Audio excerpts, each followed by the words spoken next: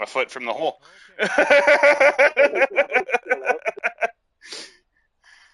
Where are you going? A foot from the hole, just like you asked for, dude. Isn't that what you wanted? And this putt right here will put him at 1 up. Please don't miss this. Good putt. 1 up after the What's first hole. what type of golfer do you play? No, like archetype. On the second hole here. Oh damn, you fucking crazy, dude. If you do want to play more ranked, you're more than welcome to Powerhouse, but I will give you a piece of advice that if you want to play ranked more regularly, with like me and Raptor, we play ranked quite a bit, a couple other guys play ranked quite often, I would advise making a new character and starting a new career mode on Pro-Am with a technician.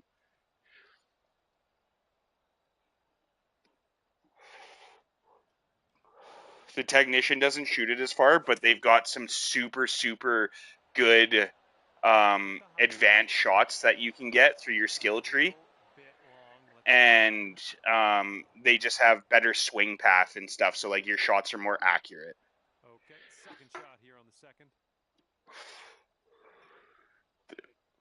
Like the Powerhouse is really nice if you're a really good golfer and you can fucking hit those um, perfects with Powerhouse, absolutely do it. But if you feel like you're struggling with your swing path, go to a technician. It makes it a lot easier. They're all about swing path, and they've got like the pick out of the bunker, which is like a super flop out of the bunker, which is super handy for like. There's times I will tell Raptor to put me in the bunker beside the green because I can make a better shot than him putting me on the green.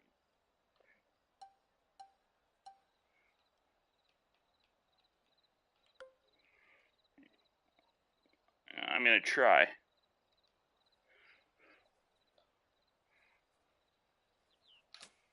Oh, that went the wrong fucking way. Jesus Christ, what the fuck was that? That's not what was supposed to happen there. I didn't read that backwards. I don't get why that did that. I swung it good. The ball was above my feet. Yeah, I was in the rough, but why did I fucking shoot out to the right like that? That doesn't make any sense.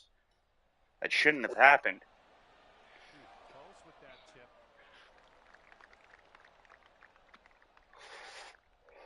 This putt is insanely long. I kind of feel bad for the guy, really. I think this one's going left to right.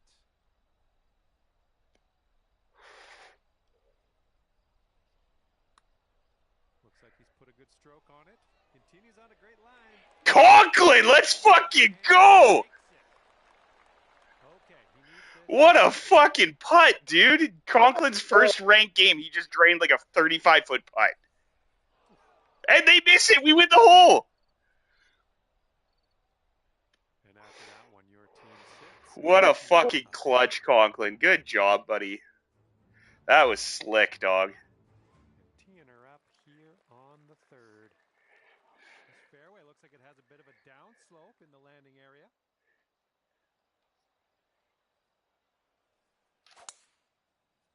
I'm still going to the left. What the fuck? Look at that thing go. Yeah, it'll be fine, but I just wanted it to be more in the middle of the fairway. Oh, I rolled into the first cut. And let's see how I'm just pushing it just a little bit to the left. Like you have your like white area and then the light gray area, and you still have a decent swing if you hit the light gray area. But I'm missing that white zone and going in like the middle of the gray area from the white to the edge of the gray. I'm like just off. Like my thumb is just fucking flicking a little bit to the left in the end of my swing. Okay, from the rough. Yeah, they got a bit nicer of an approach, so you got to go over a bunker. But it's only 123 yards, so you should be all right. How many what's her? It's match play 9-hole. So you can play up to 9 holes, but if you're ahead in points, if you have more points than there is holes left, you automatically win. So like if we win 5 holes in a row, the game's over. But if we like all square all the way to the 9th hole, Like, if we tie every single hole, all 9 holes, then we go to a 10th hole tiebreaker, sudden death. Leaning a bit to the right. What a shot, Conklin. Dude, you got this. You were on fire, dog. I was worried about my rating. My rating might go up playing with you.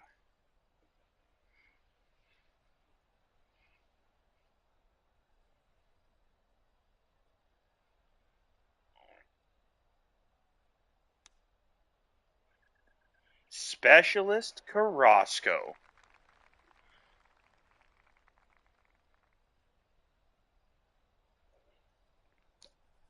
I know you were in the chat the other night, but we didn't really talk, so long time no talk.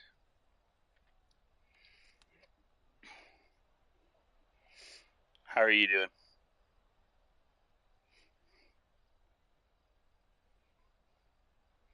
Welcome back to BACD.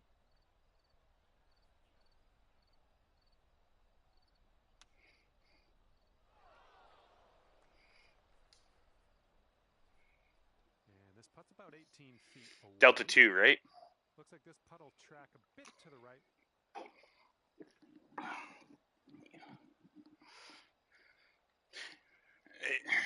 It's essentially the exact same squad they practice together, so we just need more guys in D2.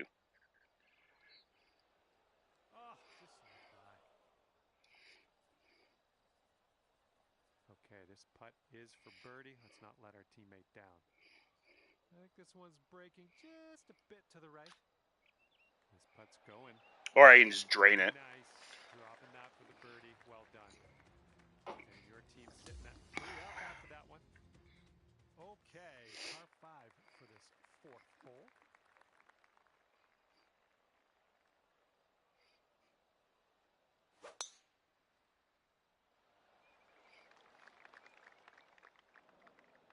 What a fucking drive, Cranklin.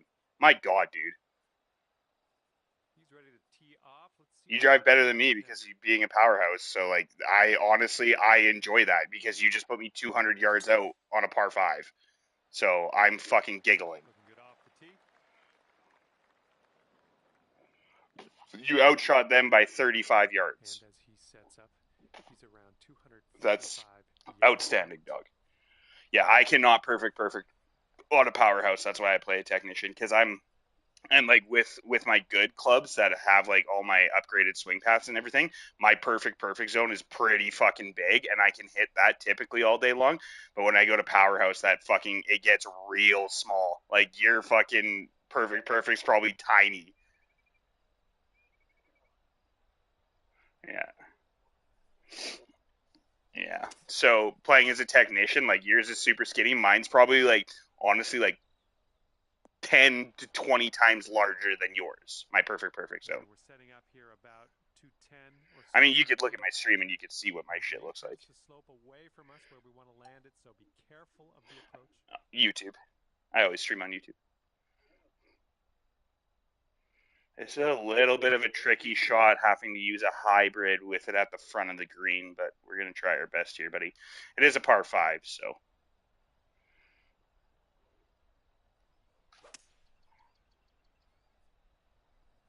That's fucking right at it.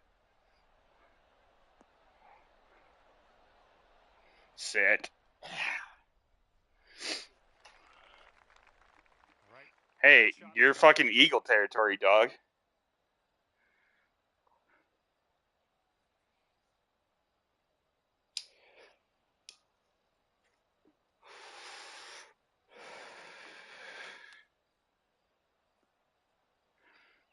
These guys cannot fucking. These guys' short game is so bad.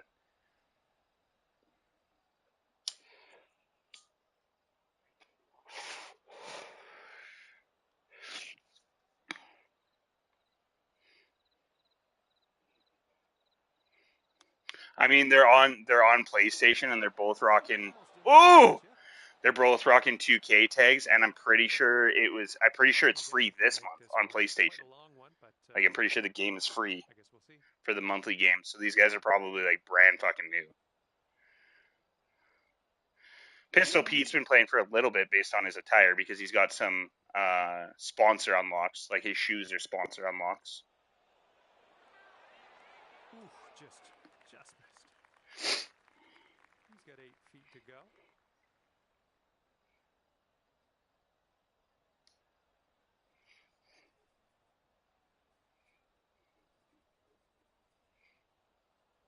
Looks like your teammate wants your opponent to putt this one out.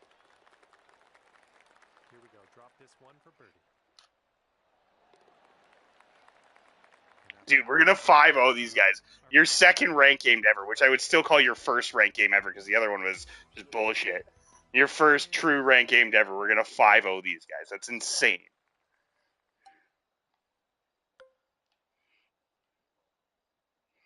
Yeah, it's a fucking long par 3, though. I have to shoot a hybrid.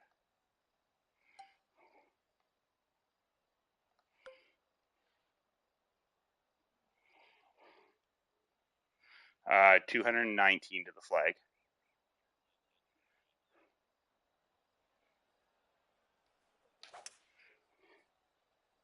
Oh, fuck, I sent that right. This one could roll into the rough, though.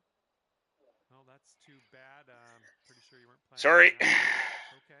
I was trying to overcompensate for swinging it left, and I missed left bottom and then right top. So it really threw the ball right.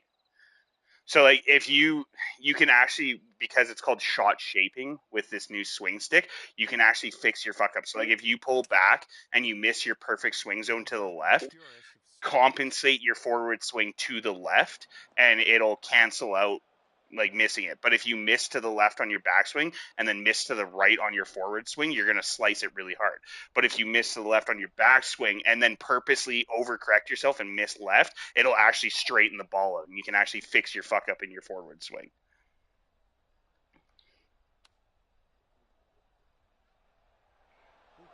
What a fucking chip, Conklin. My God, dude, you're a better golfer than me.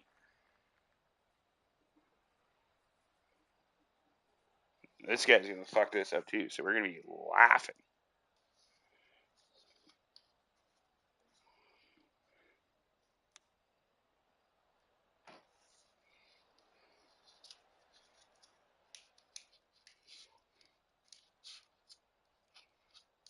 And will it drop? I mean, the one thing I can give these guys credit for is they didn't fucking cop out and quit after losing 3 holes, so they're fighters at least.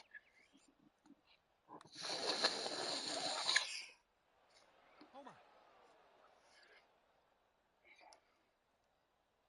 This putt is just around 12 feet. This one's going a bit to the right. All right, Cranklin, it looks like we're golfing until it's time to scrim, buddy.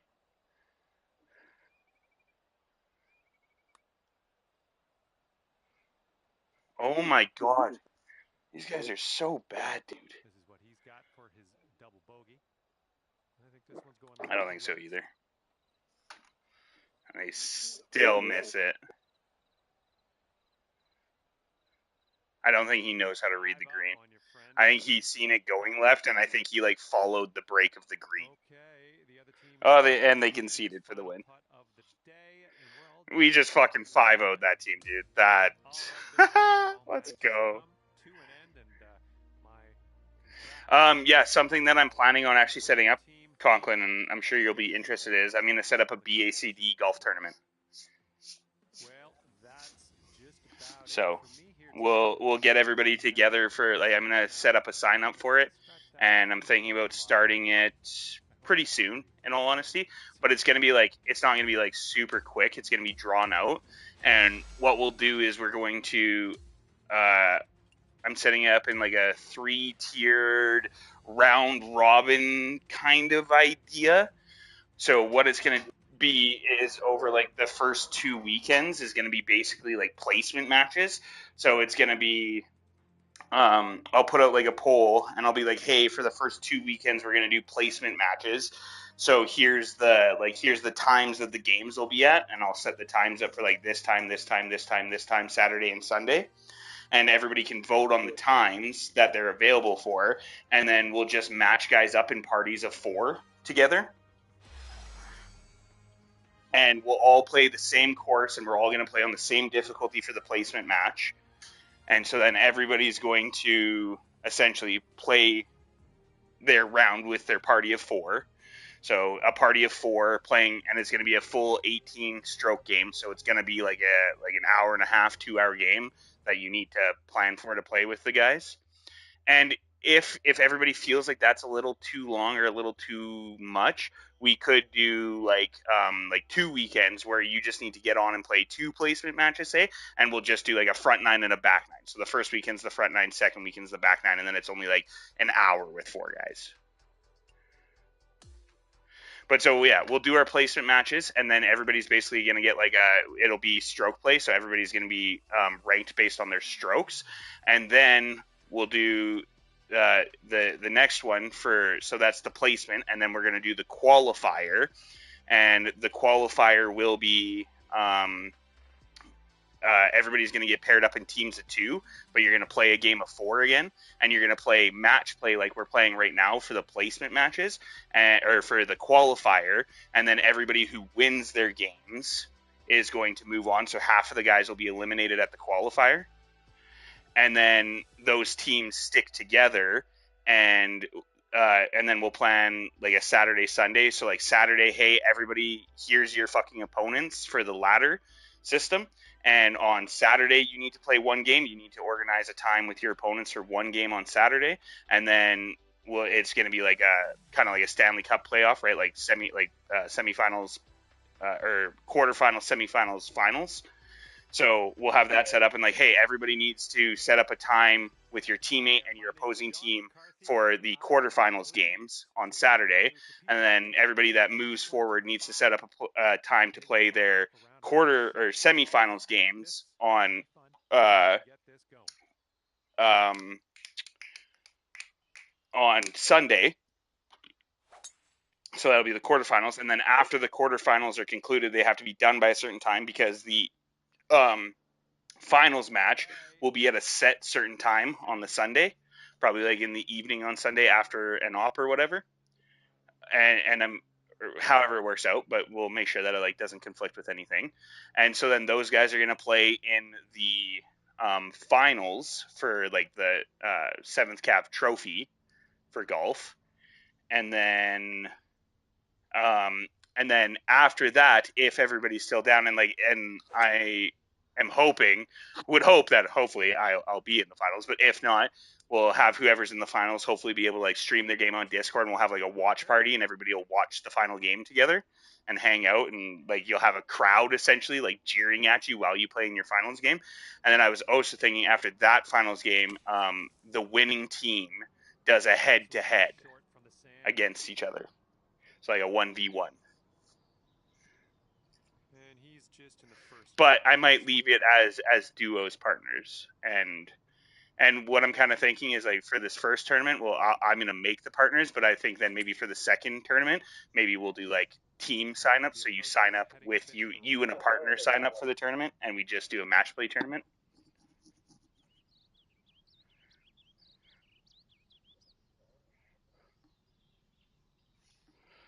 But yeah, I'm gonna get the sign up for that started tonight, and then hopefully sign up for it tonight. Sign-ups will close Friday, and then I'll be making the tournament roster next weekend, and then we'll start the weekend after that. So the tournament will commence on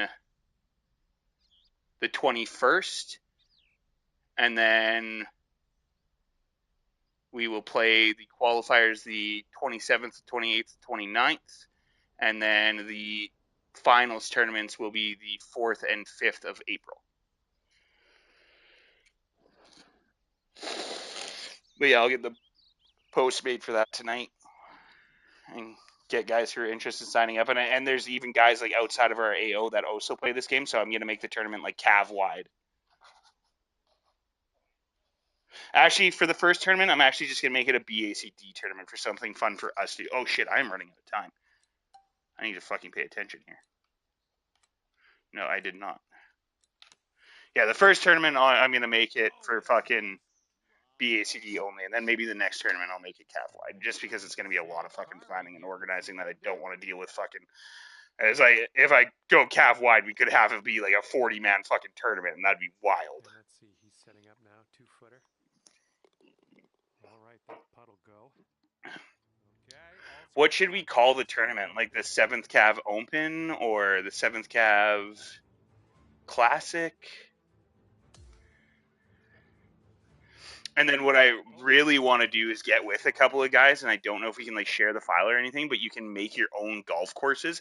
And what I would really like to do is make a 7th Cav golf course, and then we play the tournaments on the 7th Cav golf course.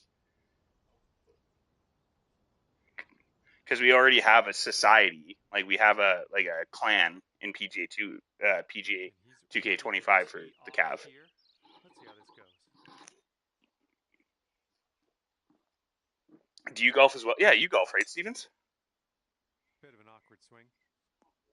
But you have PGA 2K25, don't you? Left us in the sand here. Let's see what we can do with this one.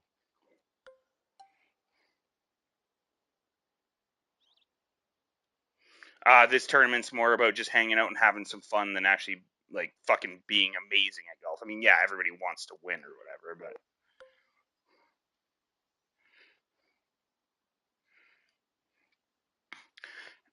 yeah, absolutely practice on that. But and like I was kind of explaining to Conklin, maybe you missed that part. But the way I'm setting up like the qualifying for the tournaments is it's like the qualifying is going to be based on stroke play on Pro Stick. But then when I set up the teams for the tournament, because the tournament's going to be just like you're playing on ranked matchmaking, it's going to be like the top stroke player is playing with the bottom stroke player, so that there's not like a crazy advantage. But then also the guy that's at the bottom has a good chance because he's playing with a really good guy.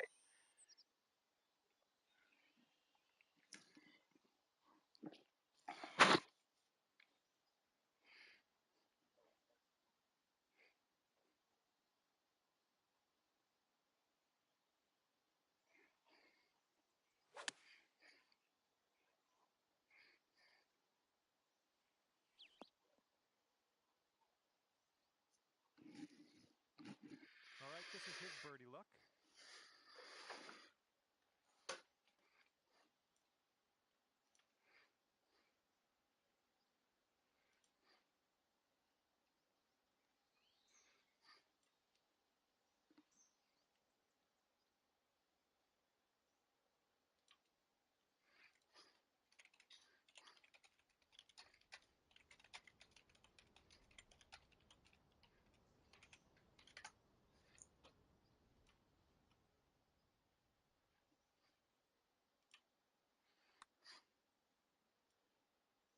Oh.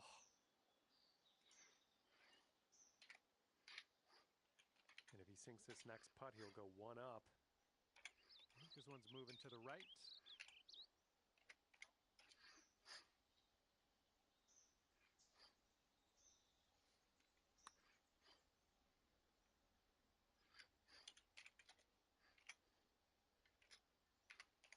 All right, let's sink this one for par.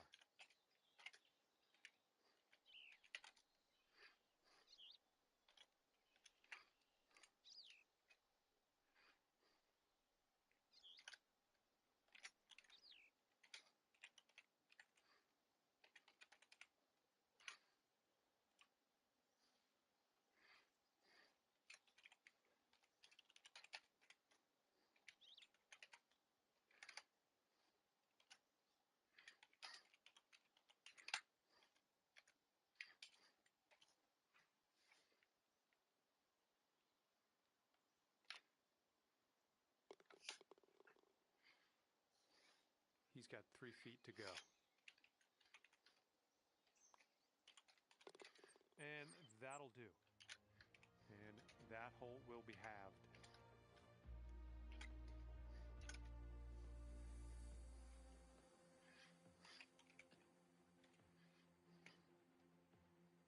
And the 12th hole is a par 4.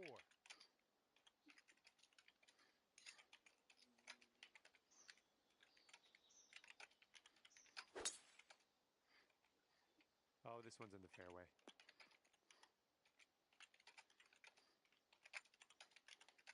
Here we go. Let's let this one go.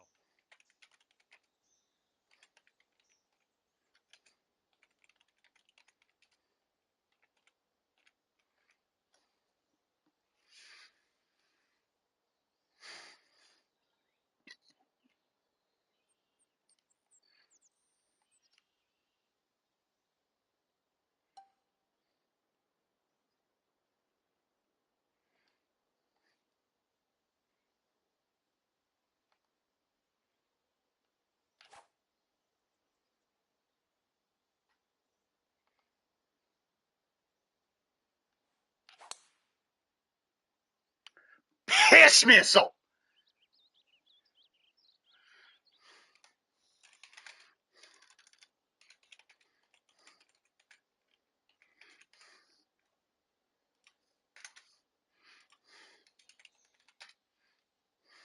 And this shot's about 120 yards away from the pin.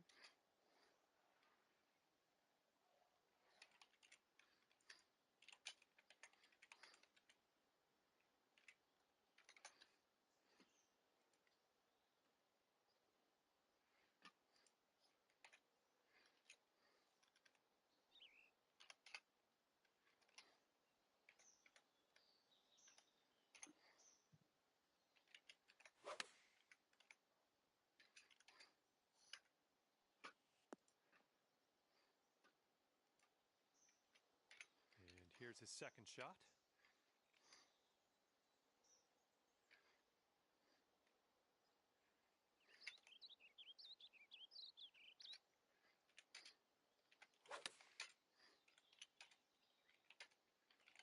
Heading for the rough here, I think.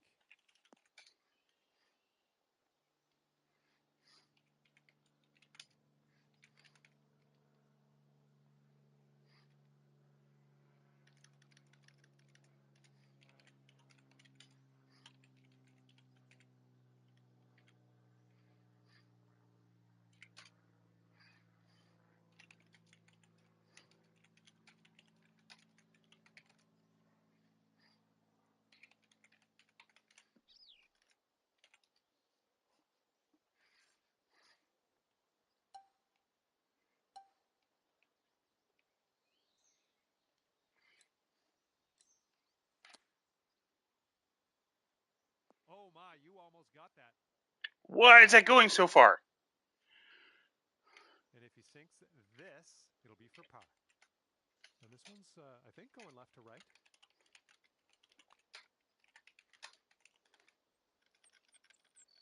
And yep, made it count. That's for his par. Setting this one up about 8 feet out.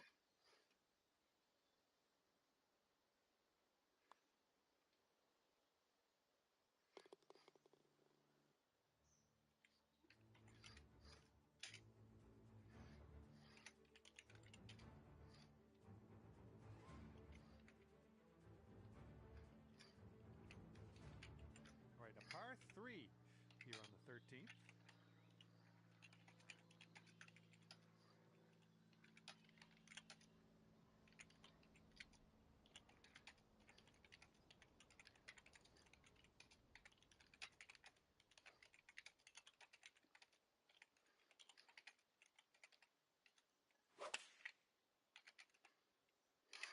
Taking this one with 9-iron. All right, let's see what he does on this one.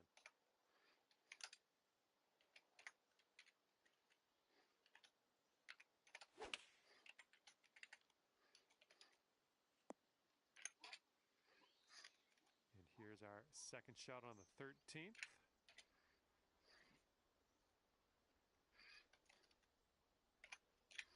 Sorry, I wasn't fucking watching. I'm working on the tournament now because I'm fucking excited about it. And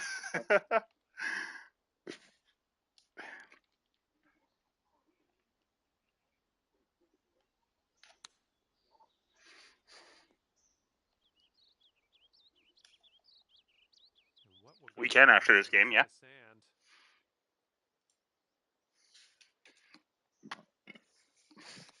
Yeah, we'll play a 9-hole stroke play.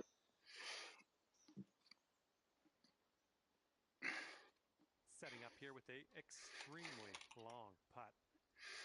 And this one's going pretty hard left to right.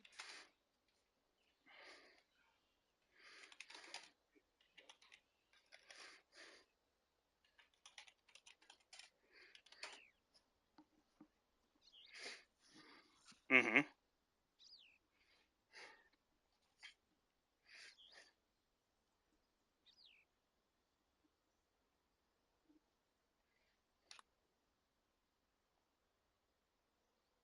Ooh.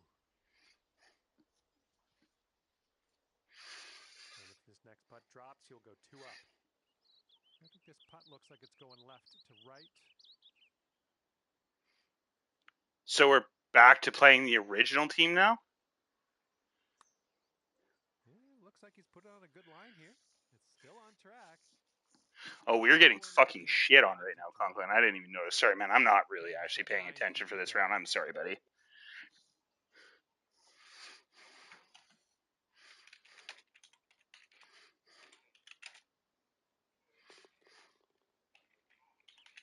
And if he sinks this, he will go 2 up.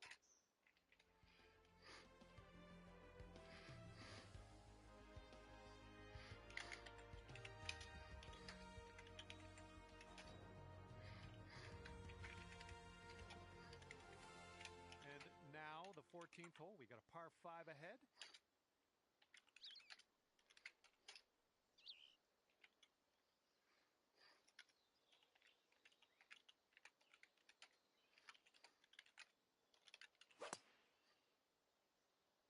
This one looks pretty good. Should be in the fairway. Okay, let's rip this out into the fairway.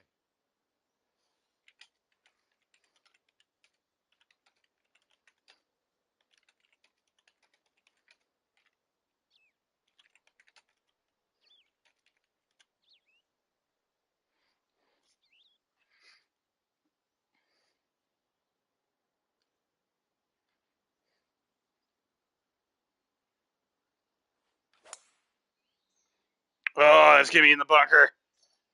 No. Sorry, That's not dog. going to be good.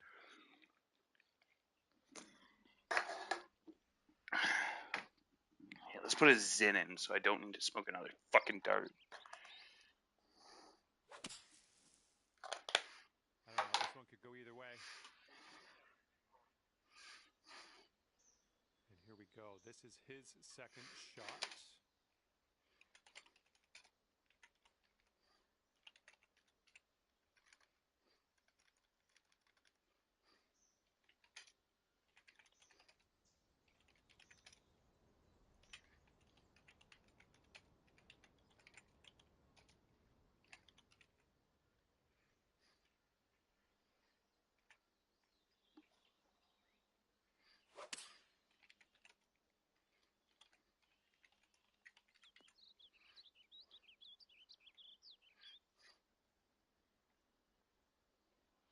Okay, this shouldn't be too bad. We're in the light rough, but not too deep.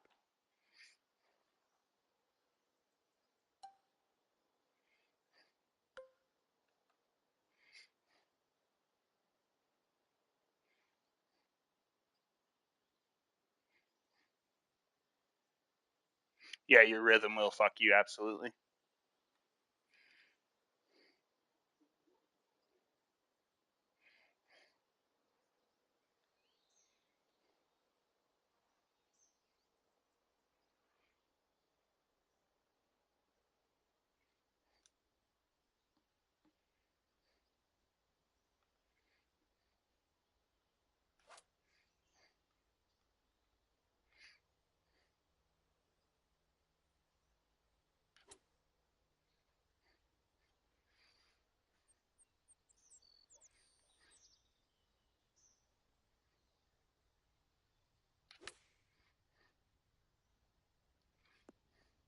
We're on the green with that one. Well done. Okay, here he goes. He's got a very long putt to deal with. Let's see what happens. This one looks like it's moving a bit to the right here.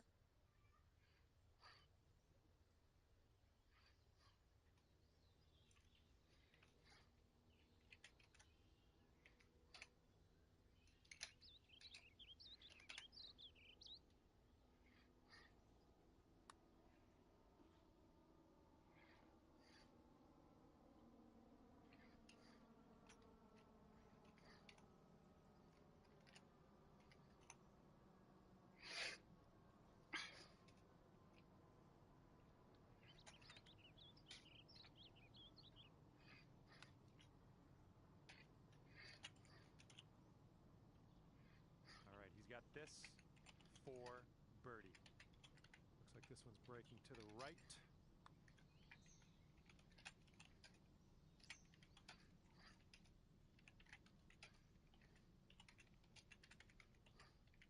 He's got a 3-footer here.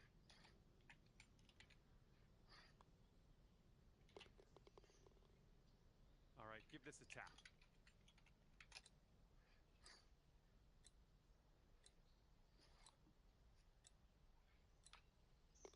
All right, nice tap.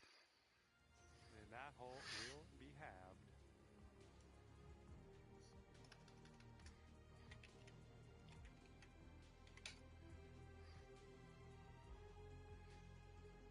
Okay, here we go with the 15th hole. We got a par 4 on this one.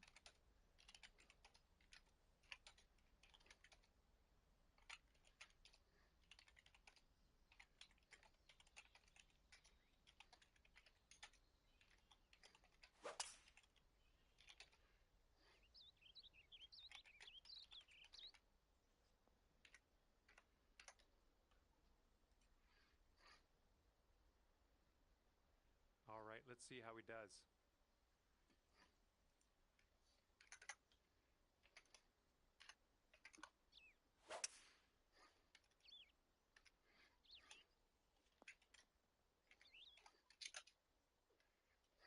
Here's our second shot on the 15th hole.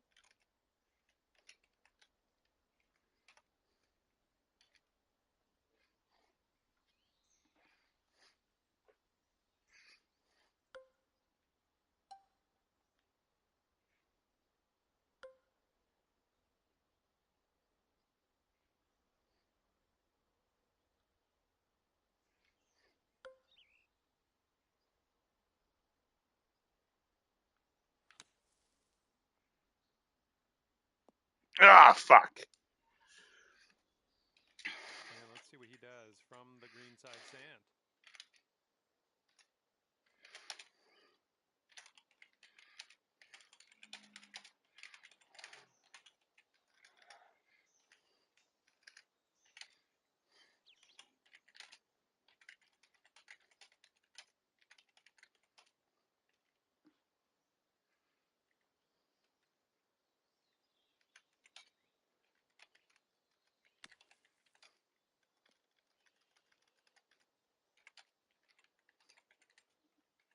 All right, let's see how he deals with this beach.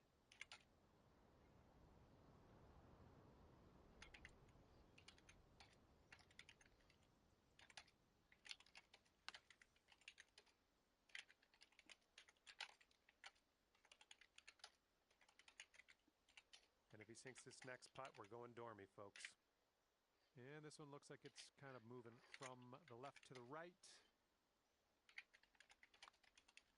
And there it is. He got that one to go.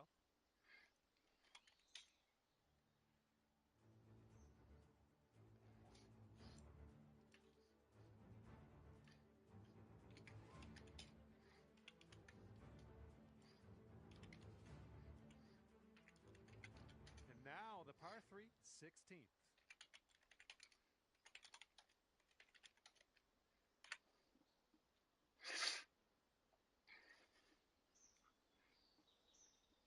We have to win 16, 17. We have to win all 3 of these holes to go into overtime. If we lose one more, we're out.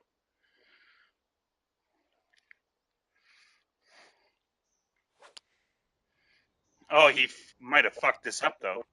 And they Oh. are going with the It looked like he made 9-iron a on bad this one. swing, but it ended up good. Well, looking forward to this hole.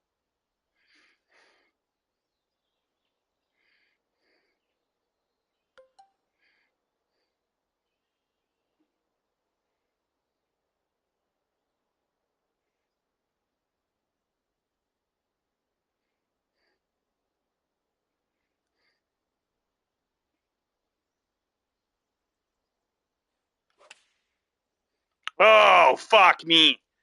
What is going on with me right now? All right, he's setting up with an extremely long putt here. I'm very interested to see how he does with it, though.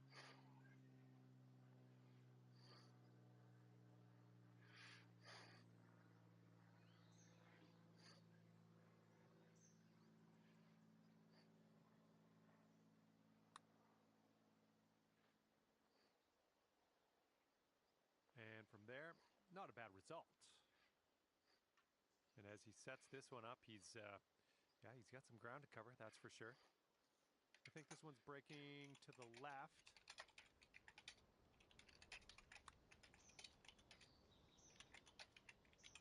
Oh, no, it's right by the hole.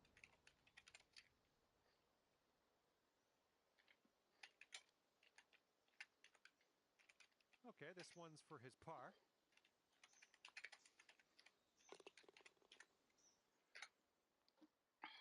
All right, the match has ended. And that's game. Okay, you coming to play a game with us? Cranklin, you in for one more? Over the competition workhorse. All right, Okay. that's just a I'll get the game set up here in just a second. Hopefully we'll see you back here real soon. See you next time.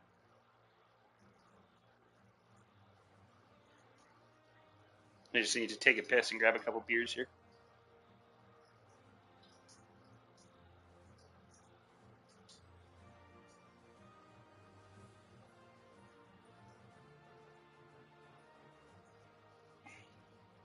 Are you still shooting for the 35E35 then?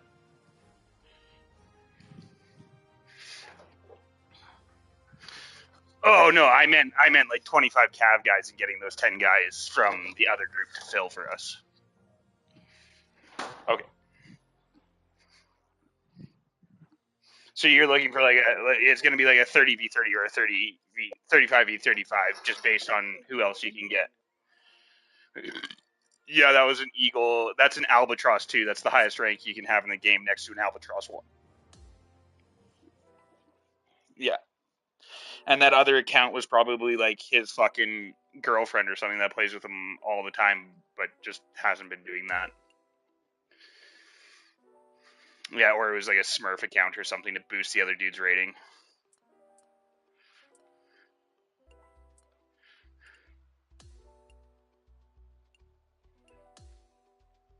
Okay, so to get into the game that we're going to play, you're going to go to the quick play menu.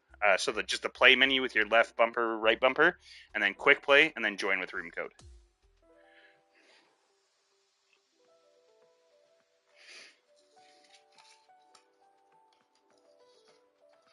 Miller. Oh, no, sorry, he's Bishop, not D2. Zapata or Hansen, A. I think it's Hansen, A. Because there's 2 Hansens in that one. You probably texted the other Hansen. Okay, you ready for the room code? So I don't have to repeat this twice?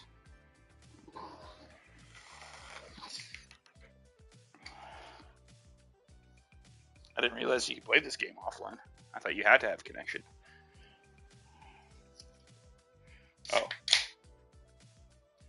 Yeah, so you just play, quick play, join room code. 8, Yankee. Alpha, Alpha. Juno. Mike, Tango, Sierra. End transmission.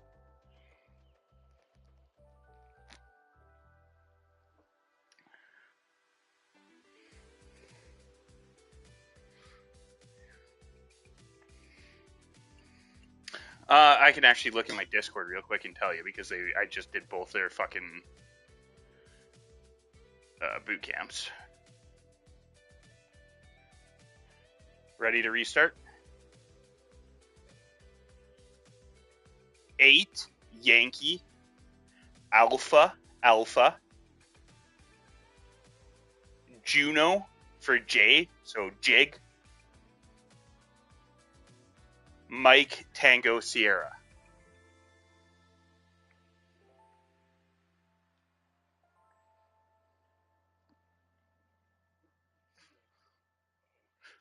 Yeah, Juno, sorry, is Canadian military because Juno Beach.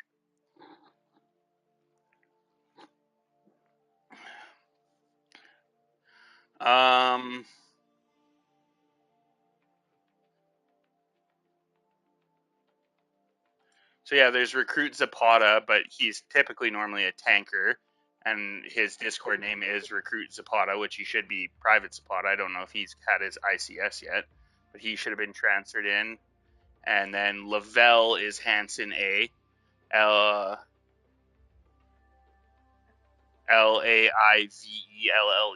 That's Hanson A. And then the other guy that I just did that joined Bishop is Miller. And he's a hell of a fucking player. Okay, format, stroke play, settings. We're just going to do the back. Turn order is going to be on.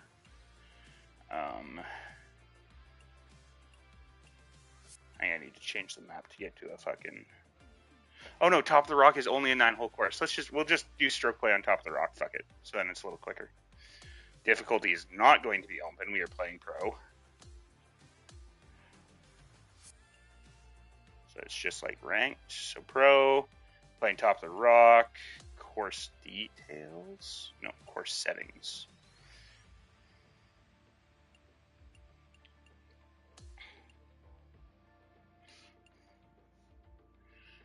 No, ZAPATA.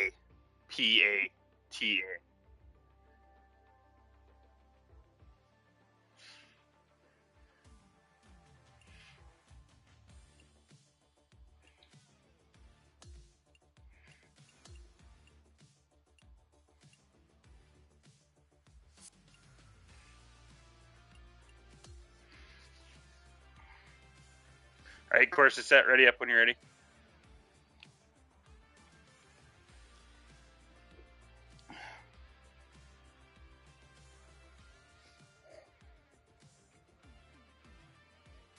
Yeah, when I change the setting, it unreadies you. Yeah. Cranklin, you still have to ready up. Ready. I tried to say buddy and brother at the same time, and it came out as Bruddy. Cranklin? Did he say he was going to be right back? He might have said he was going to be right back.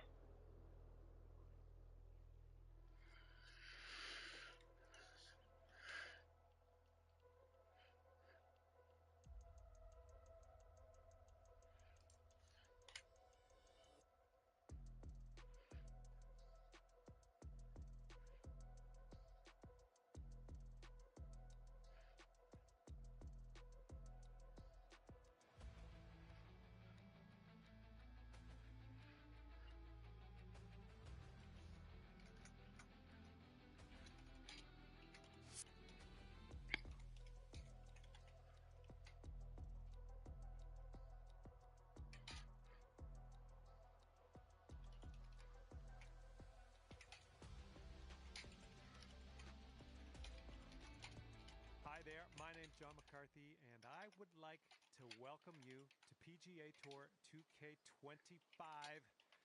Spoiler alert, golf is about to happen right now. Today we find ourselves at the beautiful Top of the Rock golf course. It's a par 3 9-hole course. The first hole here has a gently sloping green from left to right. Okay, here we go. Let's have a nice round out there.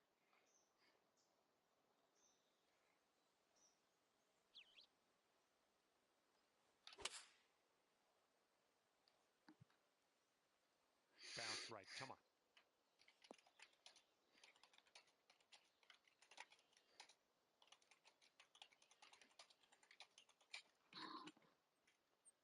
Yeah, now I'm going to play like an all-star after you had to fucking struggle with me as your partner. Nice approach. Okay, he appears to be ready to roll on this one. Let's see how this tee shot goes. Oh, you shaved your head too. Oh, you had a hat on.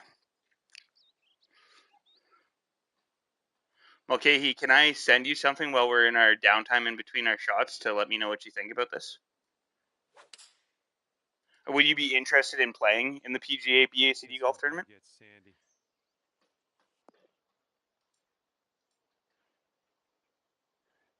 The way I'm setting up the tournament is it's over 4 weeks, so you only got to get together to play one game a week for like the first three or for the first two phases of the tournament. You only have to get together with a group of guys once, and you guys just organize it as your parties on your own time. But then the final week is the like full tournament, like the finals. So that'll be played over a Saturday and Sunday. This one might be going a bit long.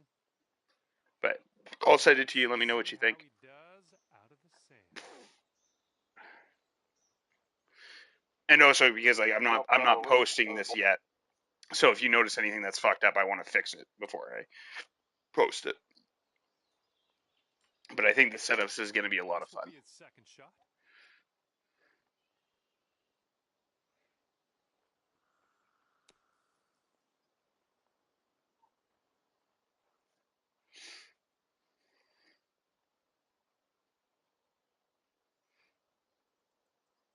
This is stroke play, by the way. We're not playing match play.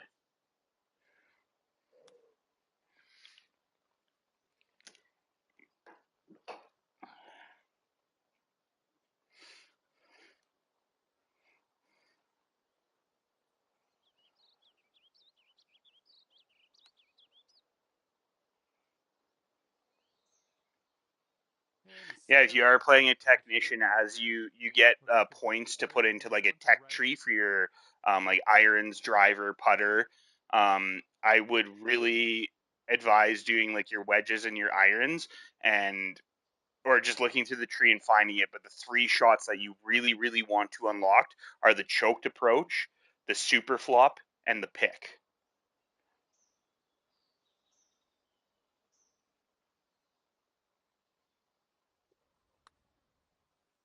Okay, not a bad effort from that distance. On a technician. Yeah, and then when you get to the shot trees, I don't think it's by club. I think it's like approach, fairway, tee box, green is the way the shots are set up.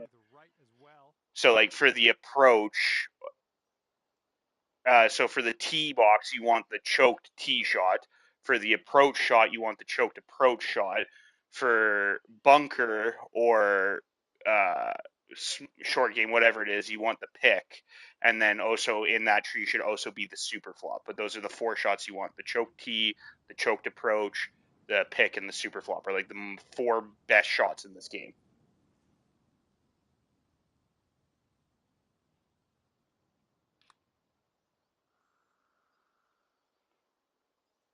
Oof. Need a little more pace on that one. 7-foot putt for him.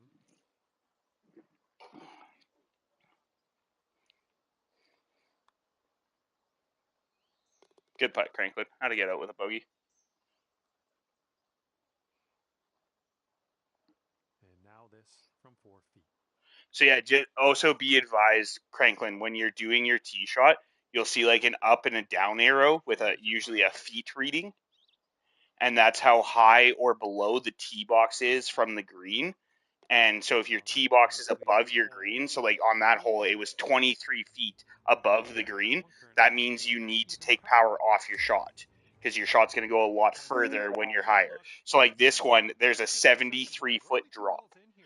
So I am going to go to like my smallest club with my shortest shot, and that's probably still going to be too far. So the flag is 101. I'm aiming at 89 yards, and that's probably not going to be enough with my choke shot. So I'm going to go back to my tee shot because I can make it shorter. And we're 73 feet down from the flag at 101 yards. So I'm going to try this just for you guys to get an idea. I'm going to aim at 80 yards, and then you guys can see where my ball goes. So I'm aiming 21 yards short of the hole, 73-foot downhill. Actually, I'm going to go 70 yards because I don't think that's going to be enough. So I'm aiming at 70 yards. I'll help you when you're up for your shot. Oh, but I shanked it left. Okay, but I had the right distance. So, yeah, Conklin, so hit your Y button. Let's see how he does on this hole. You see how it says that you're 101 yards from the flag, right? And then 73 down. So I shot, like I pulled my aimer all the way back to 70 yards in front of the green. So like my distance that I shot, that I aimed at, was 70 yards, and I was in line with the flag. I just threw it to the left really hard. So I would say like you probably want to shoot like 70, 71 yards is where you're aiming at if you make a perfect shot. But if you make a perfect shot, it actually might go too far because you'll hit the green and roll. So it might actually be like aiming at 65 yards. All right, he's starting this one out to the left. the wind is really low. It's only going to affect your ball a little bit. So Mulcahy, just to explain it to you, if you hit Y and you're looking at like your aiming view, you see how the flag is at 101 yards, and then you see the 73 feet downhill. So, or 73 feet down arrow, that means you're 73 feet above the hole. So you have to compensate for the ball going further because of that 73-foot height advantage. And so when you aim your ball, the distance changed. I aimed at 70 yards, so 30 yards behind the pin. And I'm basically in line with the flag. I just didn't make a straight shot. So I would say aim like 68 yards and swing it straight, and you should end up right by the flag.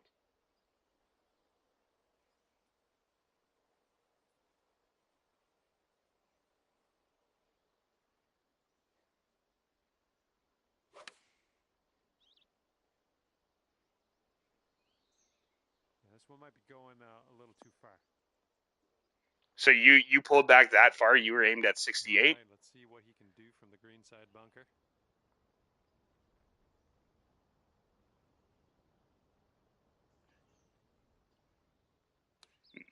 Did you actually think I said 86? Are you dyslexic? Let's see what happens. Yeah, no, I said 68. That's why you shot it too far. But anyways, the only thing I hope is through that explanation, you guys understand that your ball will go a lot further when you're uphill. And that's pretty much how every fucking hole on this course is. There's a few that are only a couple feet above the green. So a flop is it goes really short and it goes really high. So and a flop is honestly like if you don't have a super flop, the flop would be my next best shot from here. So you want to aim that flop about 3 to 4 yards short of the hole.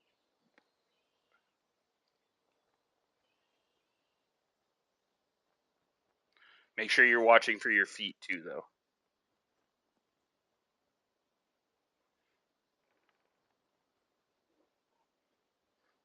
Let's see if our little friend here can get up and down out of this bunker.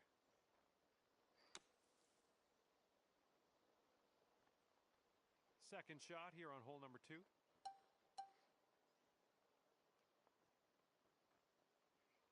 So yeah, when you shot that flop, you seen like it went a lot higher than like a pitch shot would. And then I've got a super flop which goes even higher than a flop and like it just hits the ground and stops.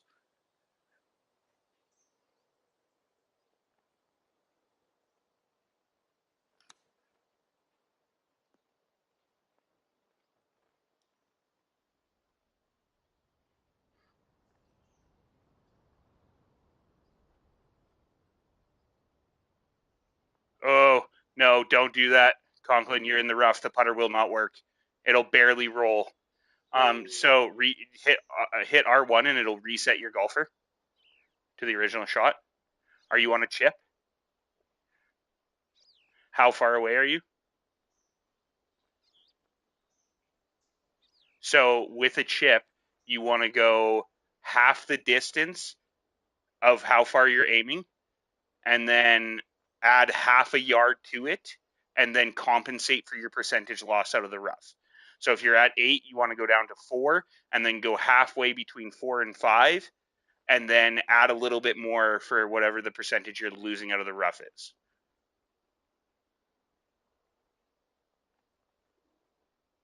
So you should be aiming right around 5 yards.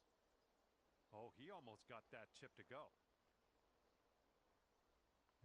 Is that what you were aiming about there, Conklin? Was about 5 yards? A little bit of a break to the left. So on the next shot, when you get there, what would have saved you from over-rolling that, and I'll help you set that up the next time you have to do a chip, is if you put backspin on it, you would have cut the distance that you ran away in half.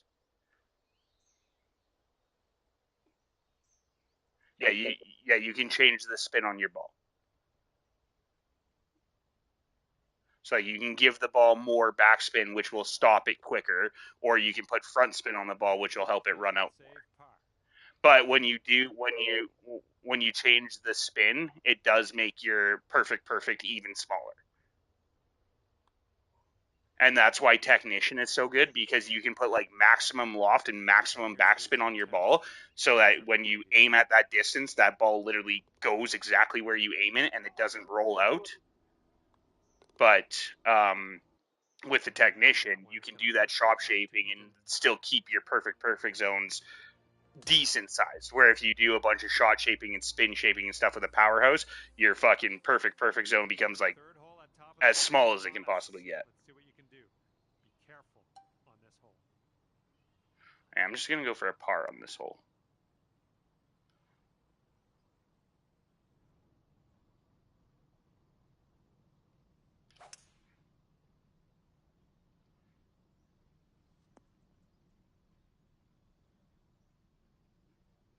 That's safe. And let's So see I how used a this choked shot approach compares. and I aimed just in front of the green. So if you guys are doing a regular approach, you want to aim center of the green and you want to be like 5 to 6 yards short of the green is where you should be aiming on this hole.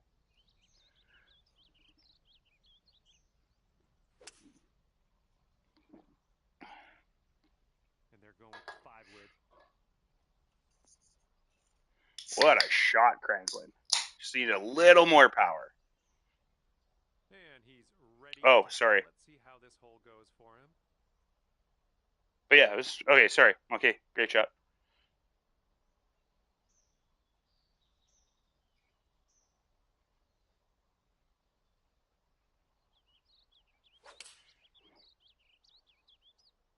They're going with the 5 iron here. A little less than pure on that swing.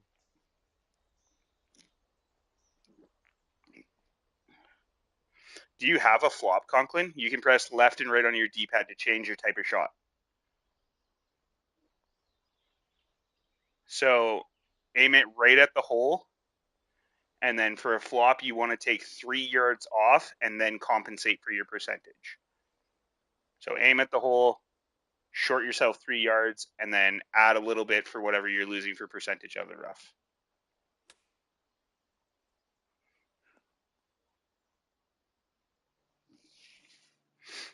Okay, so this time you're chipping. Let me help you with the backspin.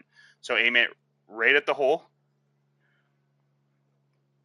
pull it back to half of the distance from the hole, add half a yard, compensate for your percentage loss out of the rough,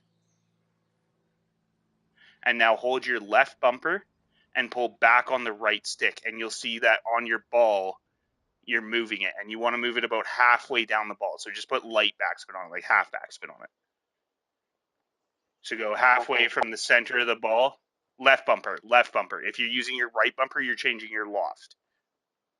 So you'll see your ball, and then you'll see a slider gauge on to the right of your ball.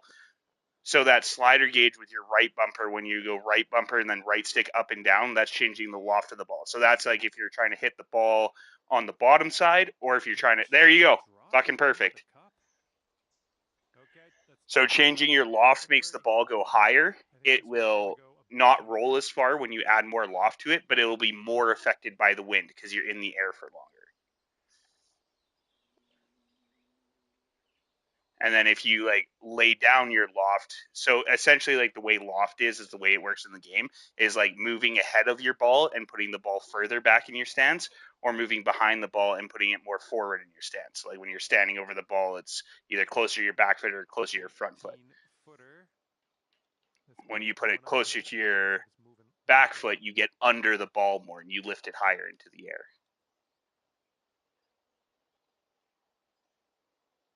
And so if you look at that slider when you hit I can't do it because I'm putting. So when you hit that slider and you're going left and right, if you were like when you hold the left bumper and you're moving that slider up and down on the right side beside the ball, if it's right in the center of that slider, that's like the ball's right in the middle of your feet. And then if you pull it all the way back, it's like you're putting the ball like in line with your back foot, which helps you get under the ball. And then when you're holding the left bumper and you move the left stick, that changes the spin on the actual ball.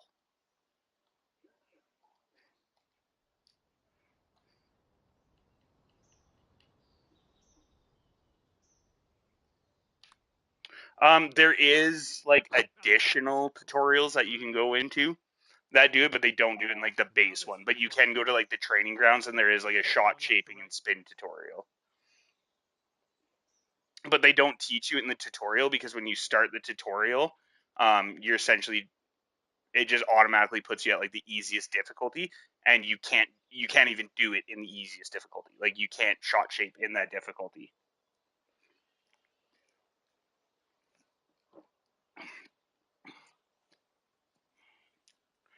Yeah, perfect swing doesn't let you shot shape. So, but even like rookie, which is just one above perfect swing, lets you shot shape. But that's what I was saying. Like switch your career to Pro AI and Pro Am swing stick because it gives you all of the features of Pro, but it's just a little bit easier. Out of here, tap her on in. The hardest part about playing Pro Am in your career mode Okay, even par at the moment. is like the hardest part about playing Pro Am in your career mode to get better at Pro mode is when you're playing on Pro Am swing difficulty. You don't get the swing offset. So like how you're like, why is the shot stick like on an angle now? So when you're playing Pro Am, it keeps the swing path straight back and straight forward. It doesn't give you that angle. But what you can do in your settings to even help you out further and get even better with your swing on Pro mode is you can play the Pro Am difficulty. So you set the basic difficulty to Pro Am, but then below that in the options for your swing options, there is the ability to turn on, I think it's called swing bias. And if you turn on swing bias, you can still play Pro Am difficulty with the cocked swing stick.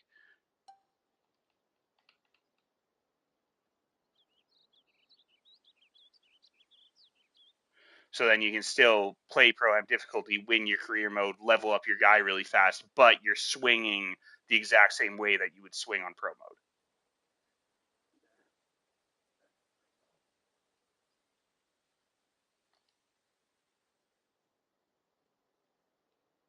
This is a toughie.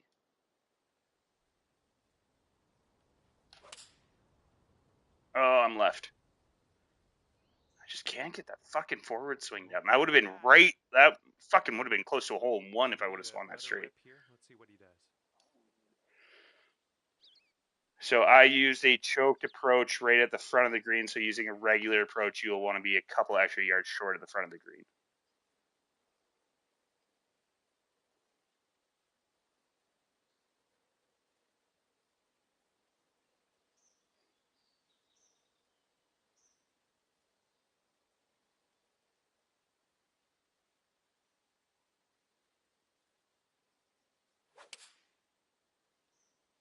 Oh, come back, come back. 7 iron. Oh, if you would have hit that a little bit straighter, you would have been fucking bang on. Oh, so I highly recommend, especially when you're playing a par three course like this, get used to holding your left bumper and using your right stick and adding maximum loft to your shot. You got to compensate for the wind a little bit more. It'll push your ball left or right if the wind's blowing left or right. It'll blow it a little bit more than it normally would, but that loft will make your ball fucking stop a lot quicker. Heading towards that bunker. All right, here's his second shot. Yeah, you absolutely fucking jammed yourself on that one, Hulk.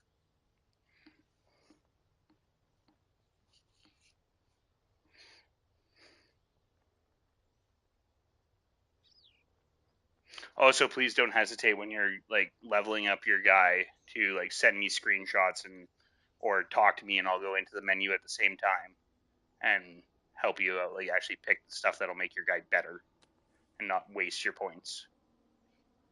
Because you can get all your points back without paying any real money. You can technically pay to win, I guess. It's not like pay to win that it makes your golfer better, but like you can pay money to get like all the points essentially, or to reset your guy.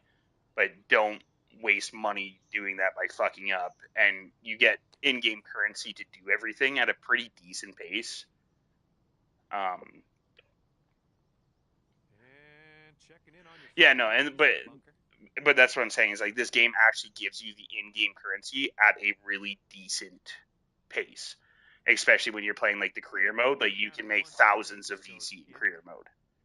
Looks like this one starts off pretty straight and then goes to the right.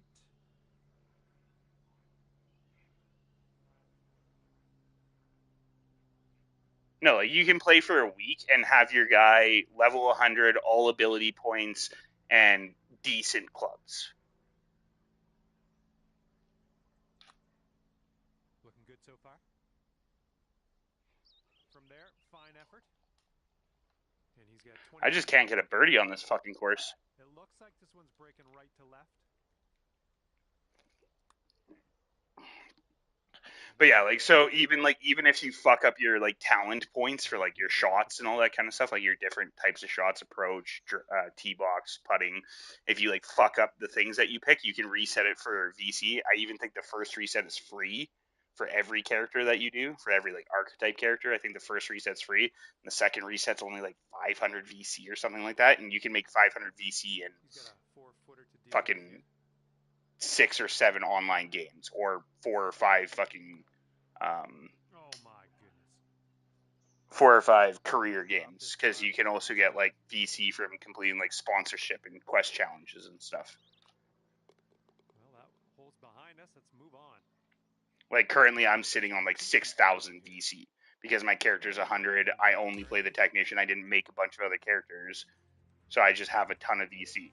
And also too, let me know like if there's something you want to do and you don't have VC, let me know that you need some VC, and we can go into a society tournament, and I can put the pool at like I can put money into the pool from my personal VC wallet and just go into the game with you guys, and just like we can set up a match play tournament where I can basically like concede the holes and let you win the purse, and I can basically transfer my VC to you. If you're like, fuck, I realize I fucked up my shit and I need 500 VC to reset my stuff, and I don't want to play 10 games to reset my stuff, just reach out to me and I'll fucking get you some VC.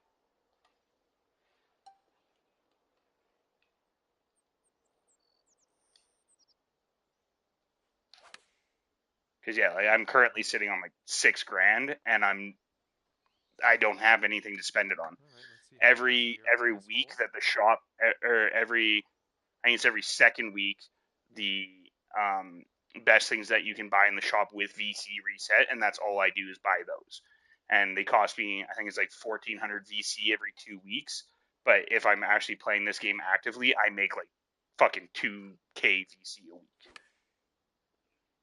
And I'm making 2K VC a week by maybe playing for like, I play like one night hardcore where like I'm playing fucking golf pretty much the whole night with Raptor, and we play like 12 to 15 rounds.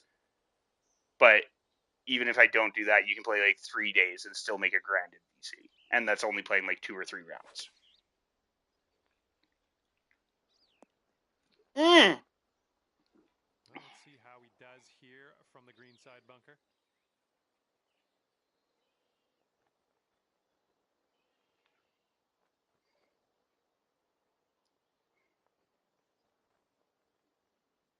I mean, I'm just here to help you guys get better. You two are playing against each other, and now you have a solid fucking chance of beating Mulk because he's about to take a fucking 7 on this.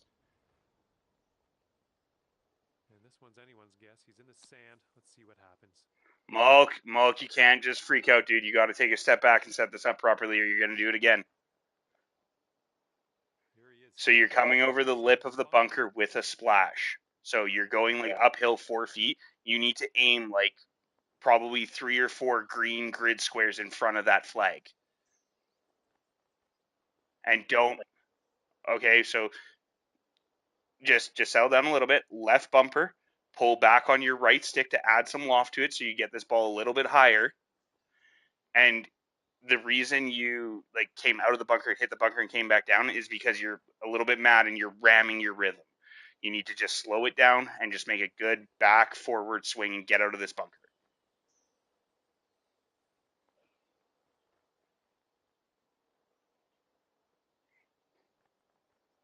So are you talking about for your loft?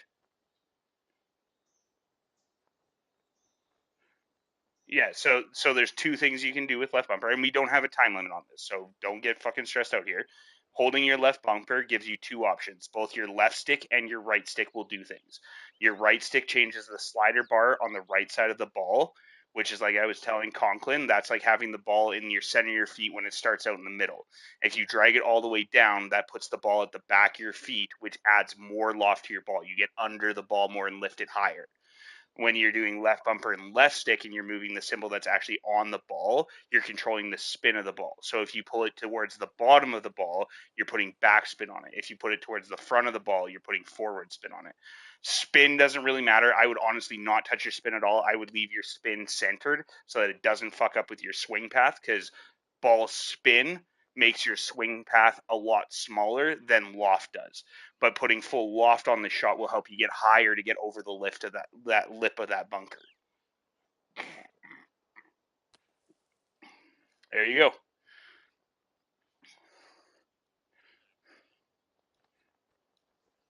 Here's our second So shot. the next time you're in that situation where you're in a low bunker going over, do the exact same thing, but just take off, like shorten your shot a block or two on the green grid squares, and you'll end up right by the flag.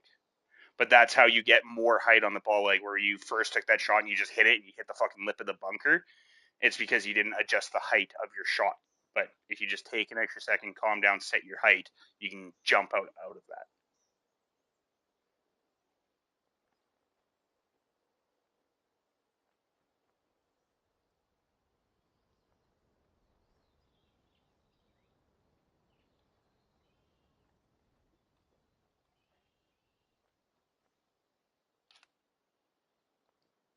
Ah, fuck. And he's just And again, the reason just like went I'm for a getting double super bogey. technical with you guys is like I think this things is are gonna get a double lot bogey. fucking easier if you open up your tech shot tree and level up your golfer and pick those 4 shots I was telling you about. Because if you did just what you did right now in the bunker, Mulcahy, where you had to like add loft to get that splash shot higher. When you get the pick for the bunker, it's literally like a flop from the fringe of the green, so you don't need to fuck with loft and stuff as much because the pick style shot naturally lifts the ball higher. Still want to save But that you have to pad. This is the teach your time to guy go. how to You make need that this shot to go. by picking that perk. So when you get the pick, like I have, and you're in that exact same situation, you literally don't need to adjust the spin or the loft of the ball. You just need to know how to aim the pick, and aiming the pick is like a foot or two in front of the hole, and you literally land in the hole. But your guy has to learn how to make that shot He's first. pretty Oh, much in fuck, I'm there going for to take a power, I bogey. think. And now this putt from 6 feet.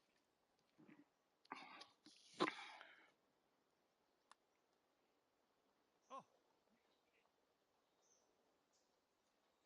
And this next putt is for his triple.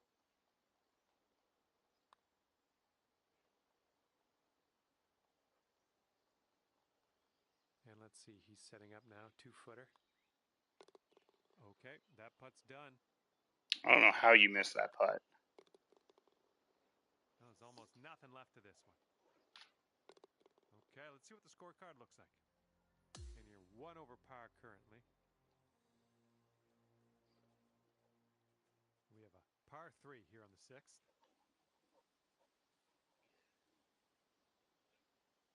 So just play it out just like I've been telling you, Conklin, right? So look at your distance down, how far you're going down. Adjust your shot for that. Put a little bit of loft on it to make so the ball doesn't run away so far. And just swing nice and straight.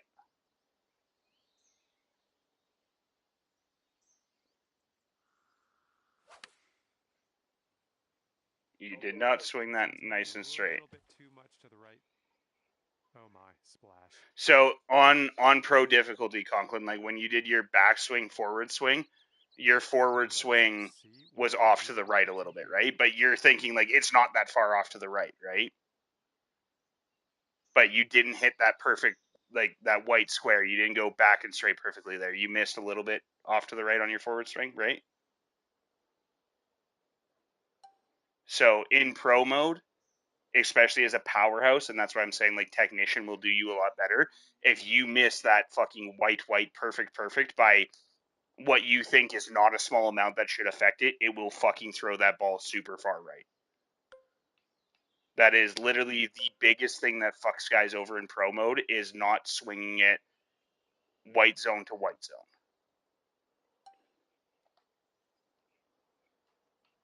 Yeah, but you don't have your guy leveled up.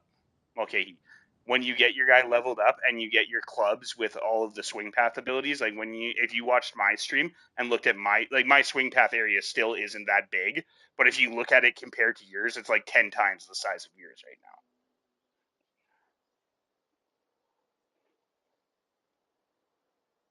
The Devils won?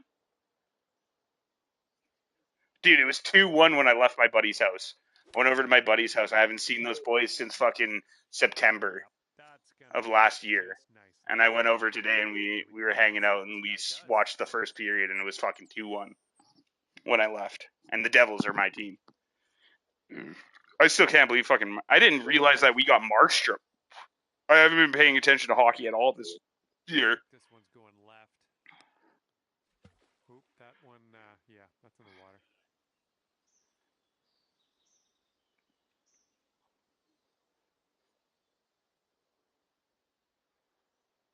You want to know why I'm a Devils fan?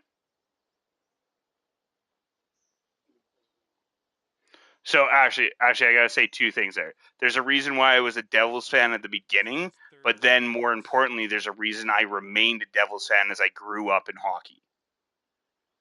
So my question actually is, do you know why I am still, or what made me a fucking die-hard Devils fan?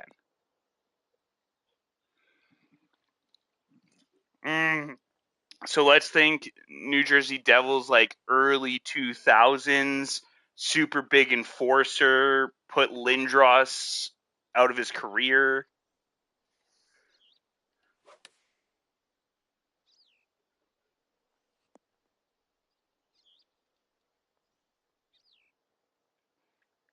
He was a defenseman.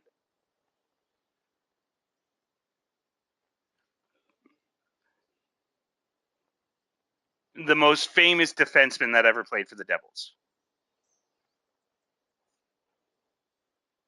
Scott Stevens. Do you know who Scott Stevens is, or are you just saying okay because you're saying it? So you don't know who Scott Stevens is? You obviously know who Martin Brodeur is, right? Ooh, he almost got that to go. You you said you're a Devils fan. You don't know who Martin Brodeur is? He played for the Devils for like 20 years. And this is a very long putt. No two ways about it. Let's see what he does. Okay, This one will go left to right. So Martin Brodeur retired 10 years ago. No, I think he actually retired in 2012. Yeah, they're goalie. Yeah, sorry, he's a Canadian. So we call him Martin Brodeur. Everybody just calls him Brodeur in the States. But yeah, it's Martin Brodeur. So they're goaltender.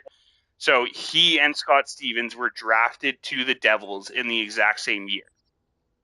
So when I was born, my dad was already a Devils fan before Brodeur. Brodeur wasn't playing for the Devils when I was born. So I was born, my dad was already a Devils fan. When I literally came out of the womb, my dad put a Devils toque on my baby head. So like from the beginning, it was like, hey, you're going to be a fucking Devils fan. So then obviously being a Canadian kid, I played hockey growing up, right? And I was naturally a Devils fan because my dad. And so when I started playing hockey in, I would say, I guess I started playing hockey a little bit earlier than that. I probably started playing hockey at about 6. But when I was in an official league, I would have been about 7, 8. So we're looking at like 2001, 2002, right? So 2001, 2002, I'm pretty sure. Let me just quickly double check my stats here. Okay, let's see what the next hole has in store for us. Okay, and this putt's for double. Okay, 1 over on the round currently.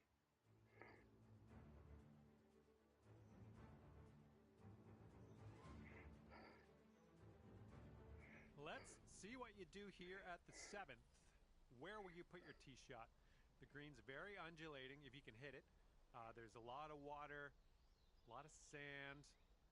Okay, so Scott Stevens and Martin Brodeur were both drafted to the Devils in the same year, 91, 92. So that's when they both started playing for the Devils. My father, he was a goaltender in hockey, Well, And looks he like actually that's was like he was a moving fucking kind really of good briskly. goaltender, and he played in He the has black and moved white to game for our the heat, London Ontario as they would Knights, say. which is a OHL hockey league, which would be like the AHL for you guys. So the league right below the NHL. So my father was drafted and got scouted and picked to Here is play the on the pitch London action. Knights. Got and Slider to that he ball. was drafted as a goaltender for them. In the black and white game, And let's he see got how this one goes down for him. I wouldn't say a career-ending injury, but he got injured to the point where he was out for long enough that he wasn't able to get back into pro hockey. So there was a guy that came in. It wasn't even a breakaway. My dad is also kind of a fucking dickhead This and one will made a be lot of enemies in his life. And this bumper guy that he was playing backboard. against in this black and white game was not a very big fan of his.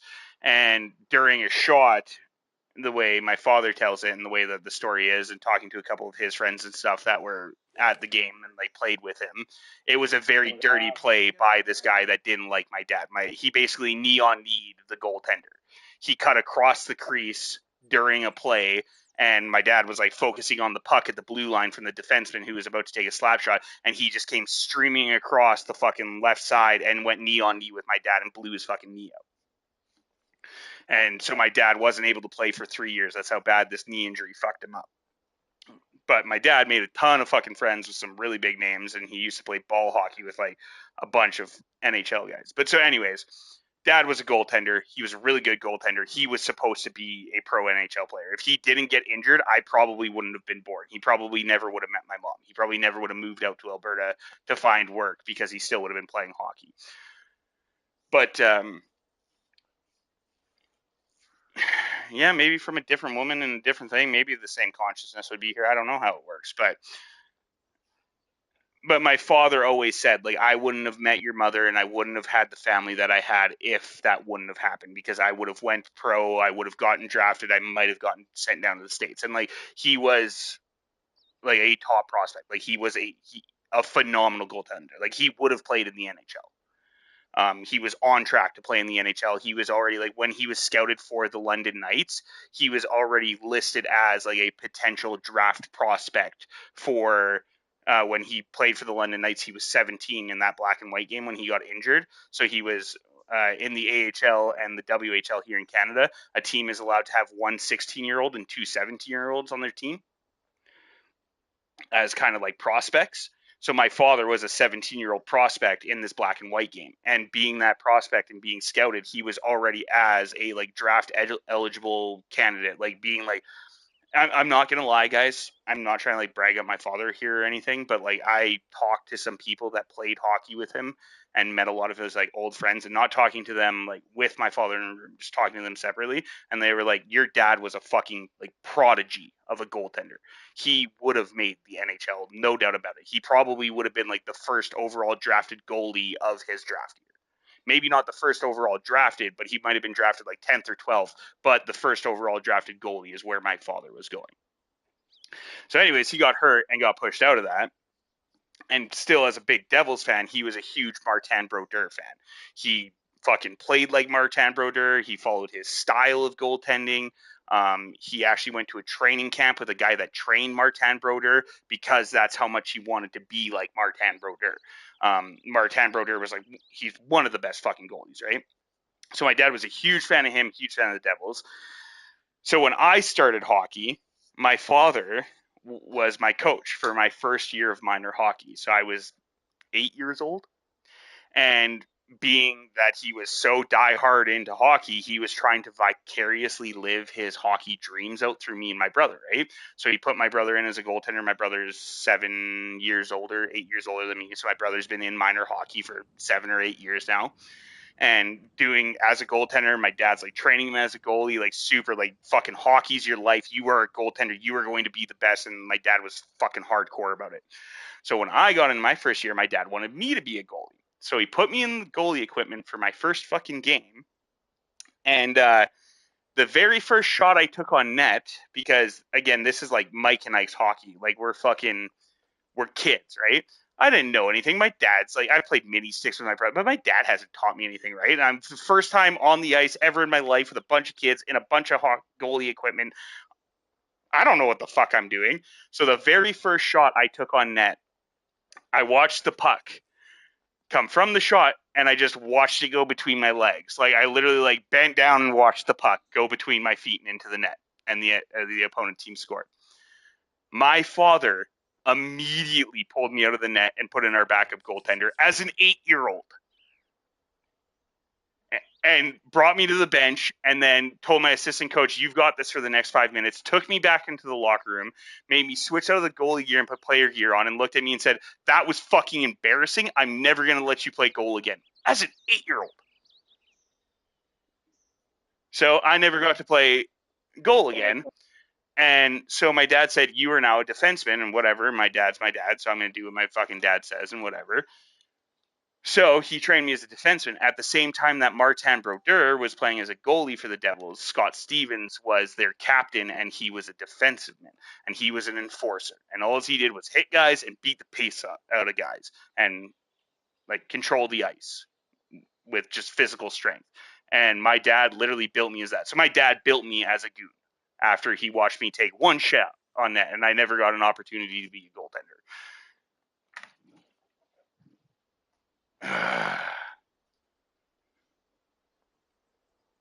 This sucks.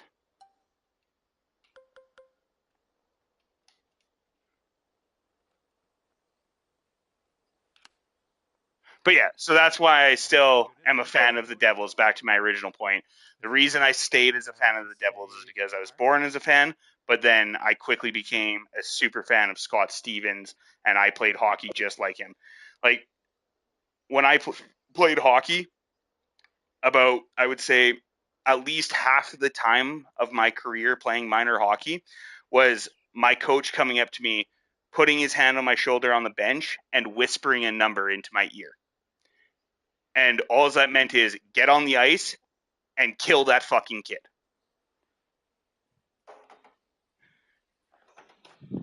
So like when I was playing minor hockey, a really good example is I was playing when I was in Bantam, my Bantam first year. Uh, I played A that year, and we had a pretty fucking good team. And we had this one kid that probably should have been playing AAA. Like he was fucking outstanding, but his father was the coach, and his father wanted him to be on his team. So this kid had the potential to be in a higher league, and he played AAA both years his midget year. But for Bantam, this kid was on my team, and he was fucking outstanding. So he's the coach's son. Anytime anybody on the ice touched him, hit him, got in his way, fucked with this star player of ours, the coach came to me and was like, "This number, go kill him." And that's what I did, was go out on the ice. And I was, honestly, I was a big fucking kid for my age and the group I was playing with. And everybody always called me the fastest fat kid on skates they'd ever seen. And so when my coach would give me that number, I would purposely draw the play and set up plays to get the puck like to that guy, or like purposely like make a dump off the boards that was at the right angle to end up on that guy's stick, and he'd be looking at his fucking toes trying to catch the puck off the boards. And because I was the fastest fat kid on skates, he would look up, and now all of a sudden you've got a 240-pound 16-year-old brick shithouse hammering into you. And this one kid hit our star player from behind, and my coach gave me his number and said, "I don't care if you get ejected from the game, you go deal with him." And I caught that kid. And so this game was the only game that my older brother, I think he might have come out to a few other games, but my older brother rarely supported me and came out to my hockey games and stuff. So this was like the only game I ever remember my brother coming out to. So this kid hit my star player from behind into the boards. I was told to go out and kill this kid. I knew exactly how they were setting up their plays and stuff, and they were always setting it the same way. When this kid was on the ice, he cut out to the middle, he cherry picked, and they would send the puck off the boards, bank it off the boards, and he'd pick it up literally right at the center dot. Like they were practicing this play in practice. And so I picked up on this in the first period, and this is the second period where I hit the kid. So I picked up that they were doing this because they did it like 3 or 4 shifts in a row. And my dad, being the hockey guy that he is, even was like, hey, like this is what they're going to do. So when I got on the ice, I typically wasn't on the ice for that shift. That was the first line shift. I was second line. When I got on the ice for that shift, because my coach sent me out to kill this kid, they didn't know I was going to be on the ice. They didn't know that I knew their play. So when they went to make this play, and he would normally be cherry picked in behind our defenders who are like tight on the blue line, and he would sneak out to the red line and they'd bank it out and he'd get a breakaway. I held back at our blue line. And I stayed like just inconspicuous enough that nobody fucking noticed me. They made that play, sent it out to the blue line, and as he picked up that puck, he picked it up just behind his skates, so he was like turned to the right, head looking down and behind him, and I went full fucking speed into this kid at center ice, and he turned right as I was about to make contact. I put my shoulder right into his chin. His helmet fucking exploded when I hit him. His helmet exploded. He went straight back, hit his head. He fell back, hit his head on the ice after his helmet was like already blown up. The cage flew off, the helmet split on the sides, and then it was still like on his head, but he fell back and smoked his head on the ice with this broken helmet. And when I smoked this kid, my brother was sitting right beside that kid's mother, because typically in the stands in Canada, the way it happens is like there's always like the stands are different colors. So you have like a lighter blue and a darker blue, or a red and a blue, or a white and a black. And it's always for like the two sides. So the two families sit on either side, but the people in the middle are right beside each other. So my brother was sitting right beside this kid's mom when I fucking crushed him. So I annihilated him. I bent over top of him and like screamed into his face, like, yeah, like war cry for crushing this. And then I was looking him in the eyes, and I just seen his eyes roll into the back of his head. And as his eyes roll into the back of his head, I hear my brother in the stands, fuck yeah, Travis! And I hear his mom at the same time, oh my God, my baby! And then as I'm looking at this kid and his eyes roll back in the head, he just starts fucking convulsing on the ice. Just fucking murdered this fucking kid. And literally, it was just like the Lindros hit. It was a clean fucking hit. I got thrown out of the game for apparent head contact, even though there's a video of the game on footage, and you can watch the hit, and I'm low, and I put my shoulder into his chest first, and his face just like collapses into my body, and his helmet just blows up.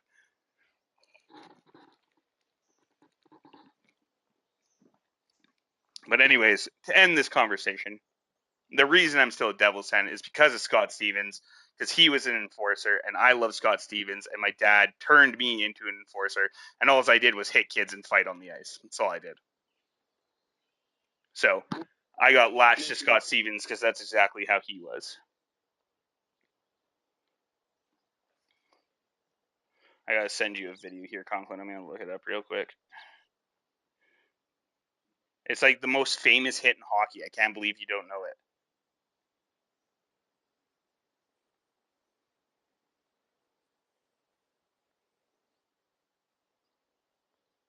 Or was it Career or Lindros? I thought it was Lindros. This is Eric Lindros. And on May 26th, 2000, the Philadelphia Flyers find themselves in a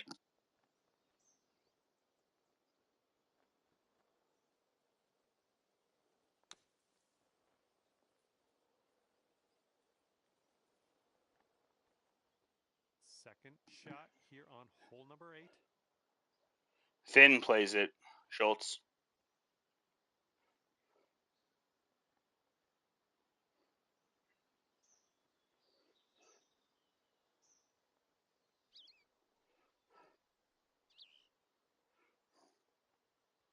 You remember what happened with Eric Lindros? He was up.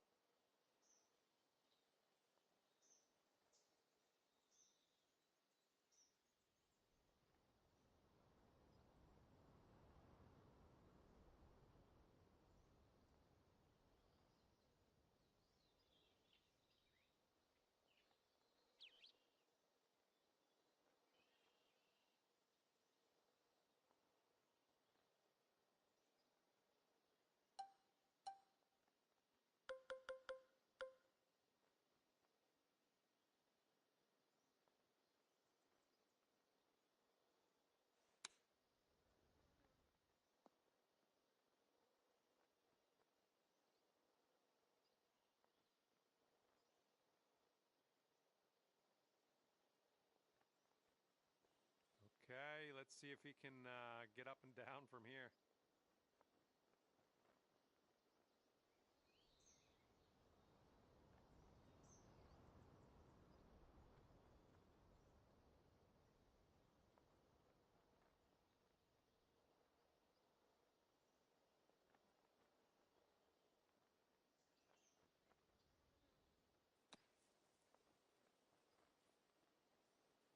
Well, let's see how he gets out of this one.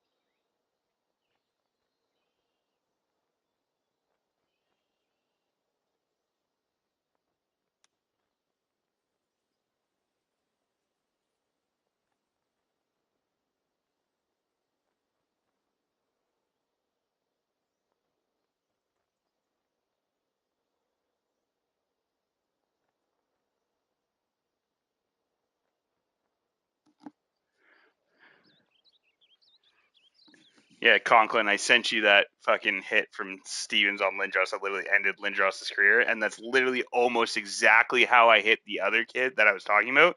But instead of like he came across left D and kind of clipped him on an angle, I hit him exactly the way Stevens hit him, but just like straight on. It's super famous because like Lindros after his career had ended, there's been a lot of like talk, and I'm sure you've probably heard about it before. But like Lindros is the guy that's been leading the like concussion and head injury stuff for the NHL. Like, well, I mean, I guess that was like 15 years ago that he started leading all of that. But that's what's led to a lot of like the head contact rules and stuff was Lindros's doing this. But like to me, in the age of hockey that this hit was delivered, to me this is a clean hit because Stevens didn't leave his feet and he had his elbow tucked. It was just a shoulder check, but Lindros had his head down. So in my eyes, like, yeah, I'm a big Scott Stevens fan. I never want to see a guy get hurt in sports. And also when I hit that kid at center ice, he never played hockey ever again as well. He was doctor removed from contact sports because he got such a bad concussion from the hit. But like my shoulder made contact with his chest first. And even in this video where you're seeing with like Lindros, if you watch it, like Scott Stevens doesn't like raise his body or try to like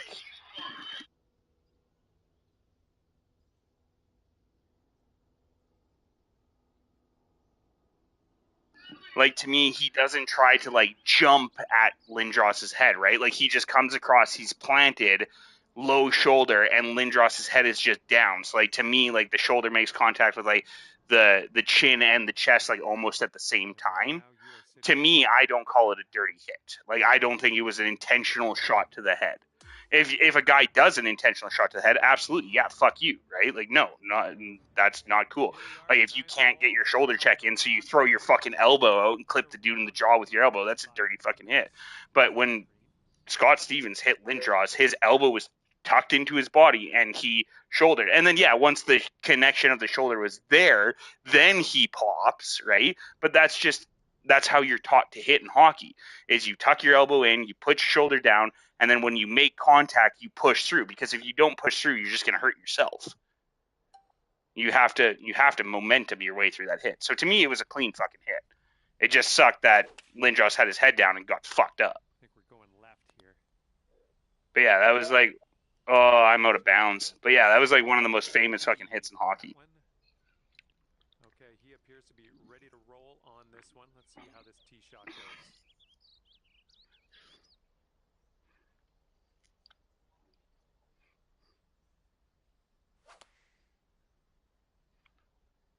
Who's commanding this game? Okay, sorry, and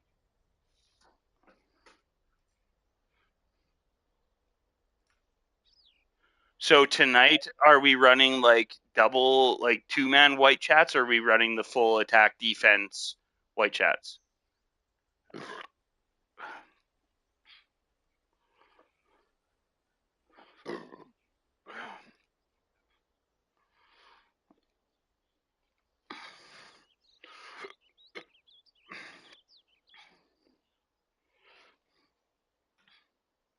Okay, so wait, for this scrim, are we still doing a 35v35? Is that supposed to be the plan tonight? And we're playing, what map are we playing? Train station for middle. And so how many ass teams do you have?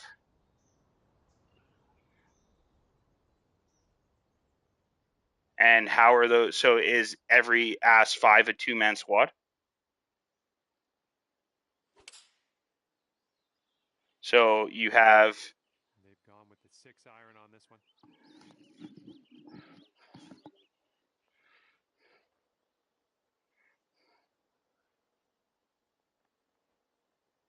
And the green's below us here as we set up. We need to finish this round, and I actually need to pull you to the side and like actually talk about this quick, okay? And the approach heading to the left. Are you working out of an S3 file or a private one? Shot. Yeah, then send it to me. Yeah.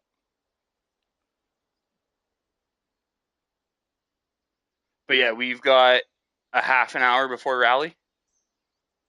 Yeah, let's finish this game up, and then I want to go pull you into HQ, and I want to talk about this real quick. Well, let's see what happens for this fella in the bunker.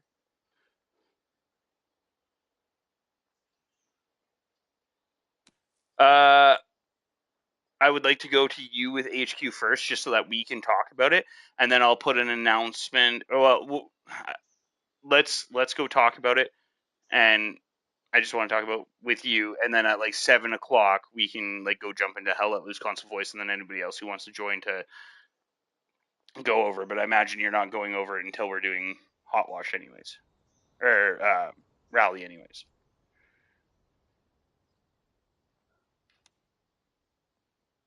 Sit, you cocksucker.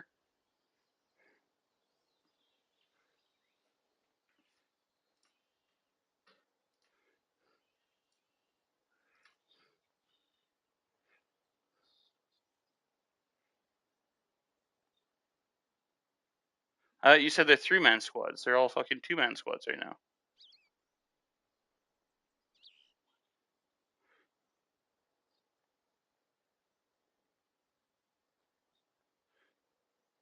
And then do you also have an op board over the map?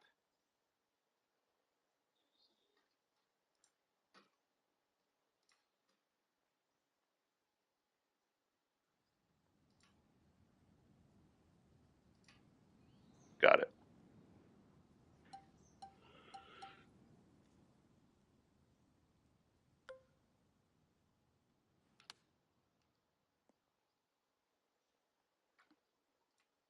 He's got a 10-foot putt here. Looks like this putt will track a bit to the right. This next putt will be for his birdie.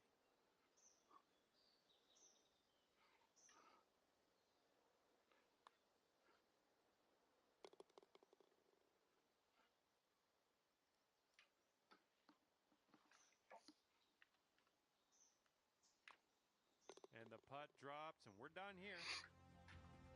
All right, at the end of the day, that's 6 over for you.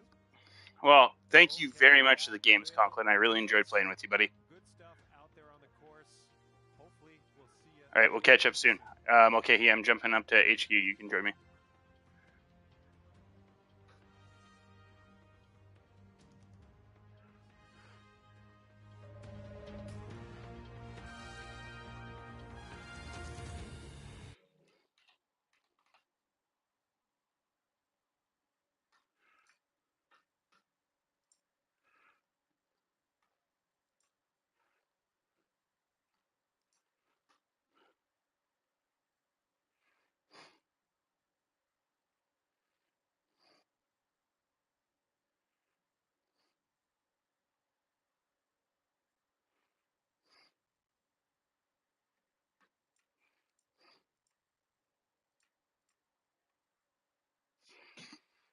Hello there. Okay. So my first question, I'm going to just ask a couple of questions here before we get into just you explaining. I just got a couple of questions before you explain anything so that I can have a better understanding. Okay, so first off, Tiska as a fragger.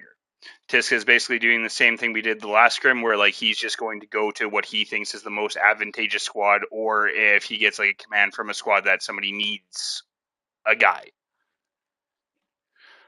Carrasco being utility by himself in a utility squad. How is that going to fucking work?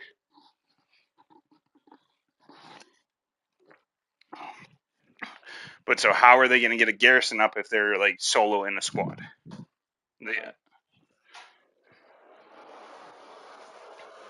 Okay, so they're going so they're basically not doing frontline stuff. They're only doing backline stuff. Okay. Um. mhm. So you're having assault and defense and flank squads because we're doing 35, right?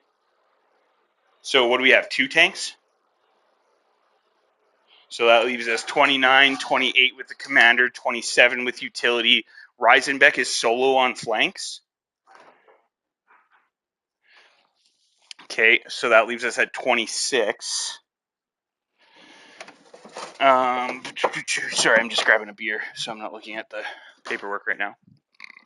I just kind of want to go over this so that I can obviously I'm not going to make you make like a bunch of big changes right now, but I just want to go over it so that we can talk about how I'm thinking about like steering this in the future to make like a true battle plan that we can train in SPs that can be utilized in comp or tactical realism operations, right? Is just why I want to go over this with you quickly. So it's for me for a broader understanding of how I can make this work for all of us.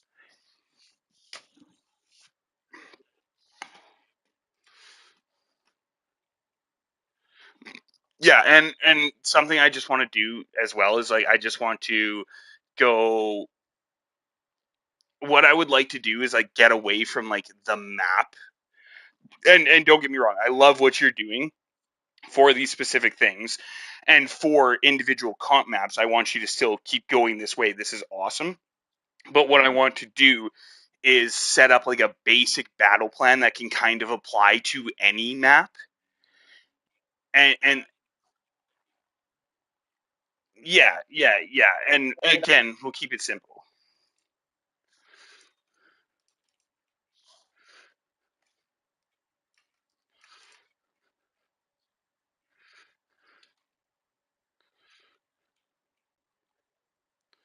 So like my only problem here is that like so for garrisons, so you have them labeled as 1, 2, 3, 4, 5, 6, 7 on slide 3 of your op board, right? So and I don't mean to dog on you here, but I feel like we need to correct the numbers on that, and that you should be placing the numbers in like the order that they're being built, because otherwise it's gonna confuse some stupid cunts in our group.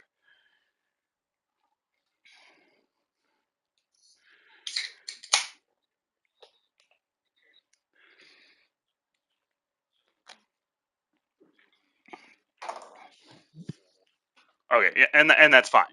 But and all I'm saying is just like to me, in my honest opinion, we should have went like one from the bottom right, 2, 3, 4, 5, and like the kind of almost like the order they would have been built, right? Because this kind of looks like, hey, we're building frontline garrisons first, and then falling back to build backline garrisons.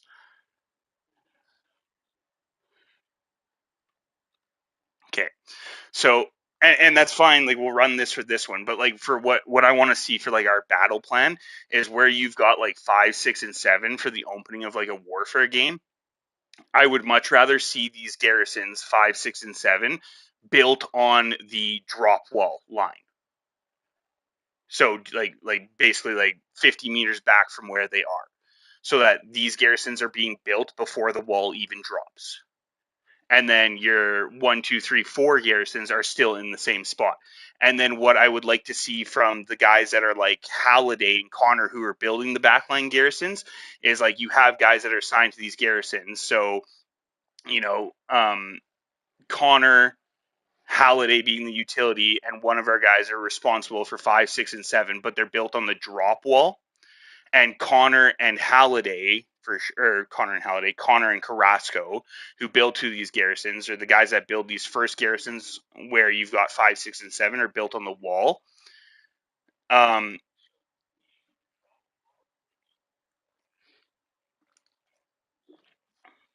No, but just hear me out. Hear me out. Let me finish before you move on. Let me just explain my thought, and then obviously I'm open to criticism and everything. But just let me finish my thought so that you can understand it. We move 5, 6, and 7 back to the wall, and we get those garrisons set up before the game even starts.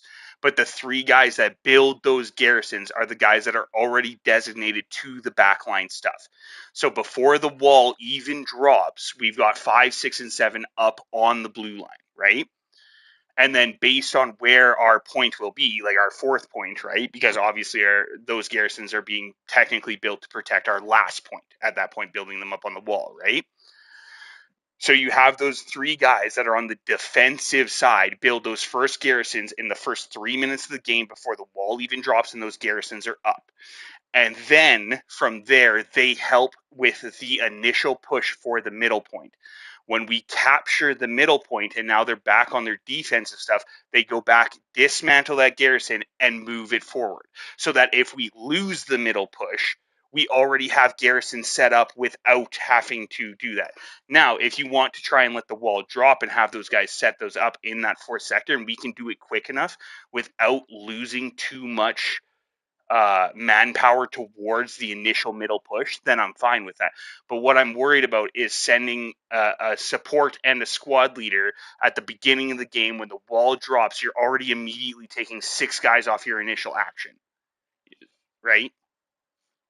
See what I'm saying there? Whereas if those 3 garrisons at the beginning of the game could be built at the blue line, now instead of having those 6 guys untasked and they're doing something else other than helping the initial push, in that first 3 minutes they get those up on the blue line, and then those 6 guys, so 3 squad leaders, 3 support guys, right? They get those blue line garrisons built, or sorry, the wall drop garrisons built, and then initially their first thing is they build those 3 garrisons, then the assault guys and whoever else are responsible for the front garrisons that you have set up exactly where they are, but those guys build those blue line garrisons, and then from there they just go straight to point. And then if the point gets captured and assault then stays there, we hold our assault guys and everybody holding train station, our defense guys fall back, dismantle those garrisons, and then push them forward. Then once those garrisons are pushed forward, then we can advance, is what I'm trying to say. Because if we can train those 6 guys to get those 3 garrisons up on the line, if something goes wrong, we have really good fallback garrisons to get into the the fourth capture point, right? They're on the red line or the blue line for us for point 4. If we lose the middle station and they're starting to advance on us, if we capture it and get set up and the assault squads can hold there for 4 or 5 minutes, that defensive squads can fall back, dismantle those garrisons, and then advance them to where you currently have 5, 6, and 7. My my only thought is that if we can do that in the first, and we're not going to do it tonight, we'll just run with your plan tonight, but if we can improve that to be able to do that and have those 6 guys build those garrisons, and then as soon as those garrisons are built and the wall drops, you now have an additional 6 guys that are immediately tasked to go straight to the hard point, and they're not occupied with, hey, everybody else is pushing to the middle point, and now we have to break off as soon as the wall drops to build our garrisons. We have to wait to build those garrisons, right? So I'm just saying, I think it would be more advantageous to have those garrisons built before the wall drops and assign those 6 guys that are building those 3 garrisons to go straight to the point when the wall drops than leaving those 6 guys off of point because now they have a task after the wall drops.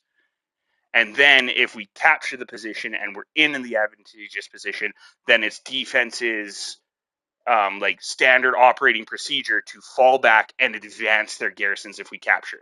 If we don't capture, then we fight off those garrisons and they're good garrisons.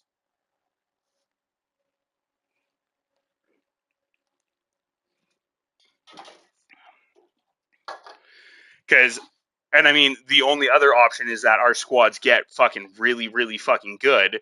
And what I would like to see, and what would be a perfect world where we were talking about like having the 8 garrisons up immediately, you move those garrisons a little bit forward. And maybe for this map specifically, you're requesting garrisons in a specific place, so that's how you have it designed.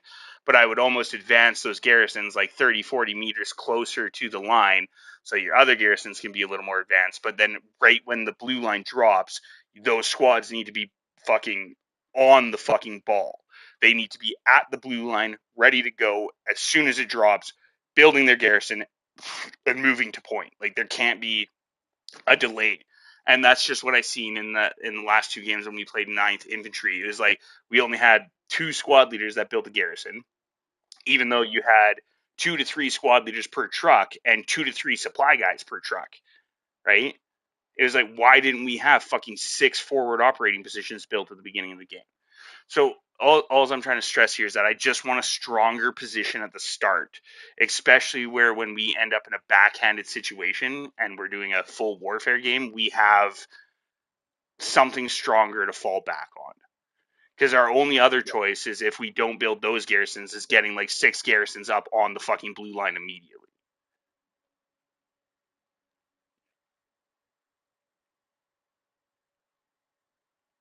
But do you get what I'm saying about like it would be a lot more advantageous to be able to have those garrisons up?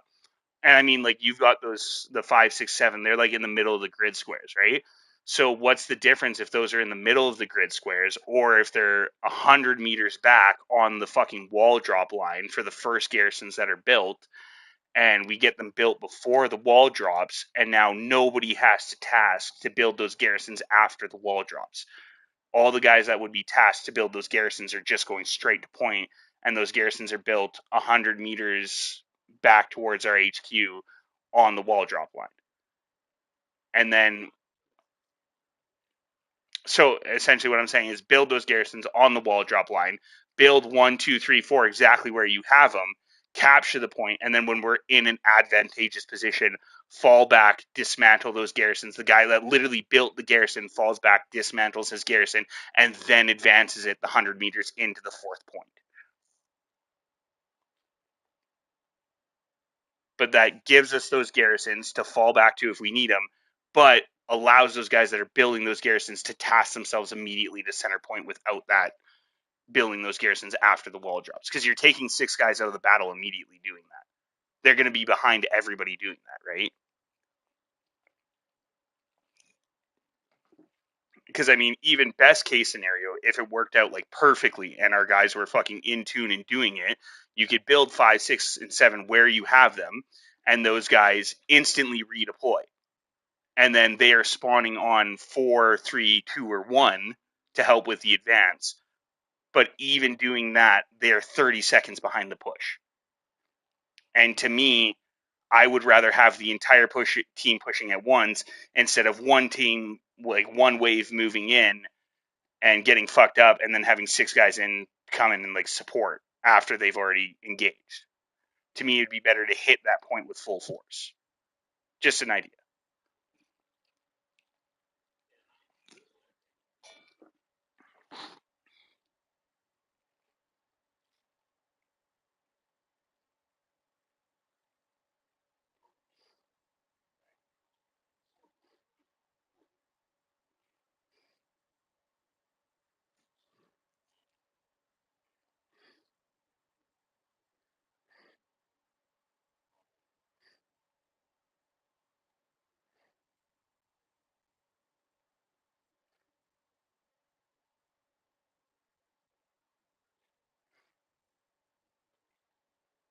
Okay, okay. So here. Even this. Let's go. Let's go with this plan and try it. But I want to make one tweak to it, and not for tonight. Let's run the plan exactly as you have it. But for the next time, I want to make one tweak to it. So between 5, 6, and 7, I think what we should do then is just pull the one garrison back across the blue line. That is where our fifth objective is. So let's say like our fifth objective, it ends up in like the second square forward from the north HQ, if you end up with our fifth objective, like closest to our HQ, the objective is like just over that bridge of that split canal, right? Where like 7 is, just northeast of that. So wherever our fifth objective ends up, only that one garrison should be pulled back to that blue line and built immediately on the blue line at that objective.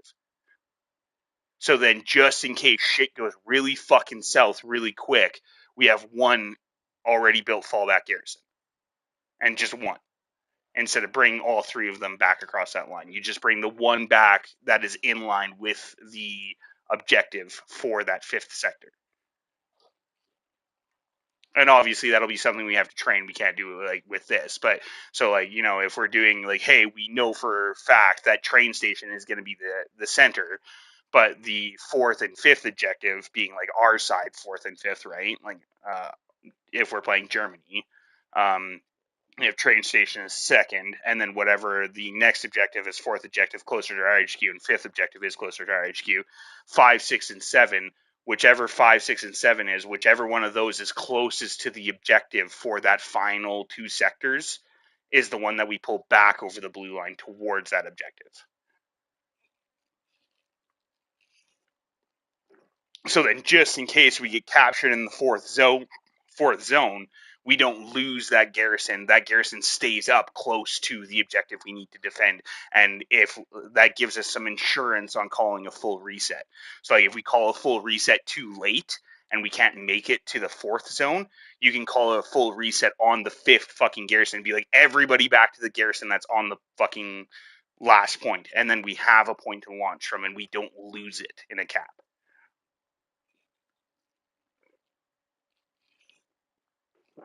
But what I do want to get down to for our battle plan in the initial is what I would really like to see in setting up like a training plan for the guys doing this is like where you have garrisons 1, 2, 3, and 4.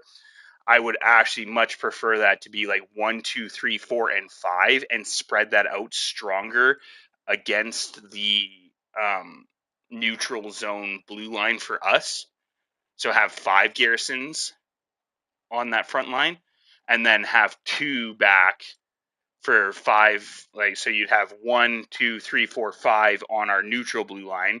You'd have 6 and 7, one in the south, one in the north, or just one targeted towards the south.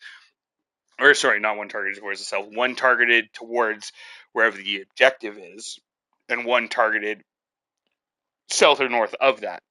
And then it leaves you with the 8th garrison to be able to build on the point.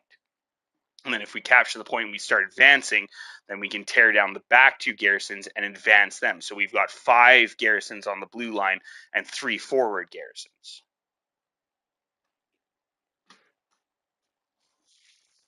Okay, let's move into the squad setups here. So you're running 5 assaults, 3-man squads?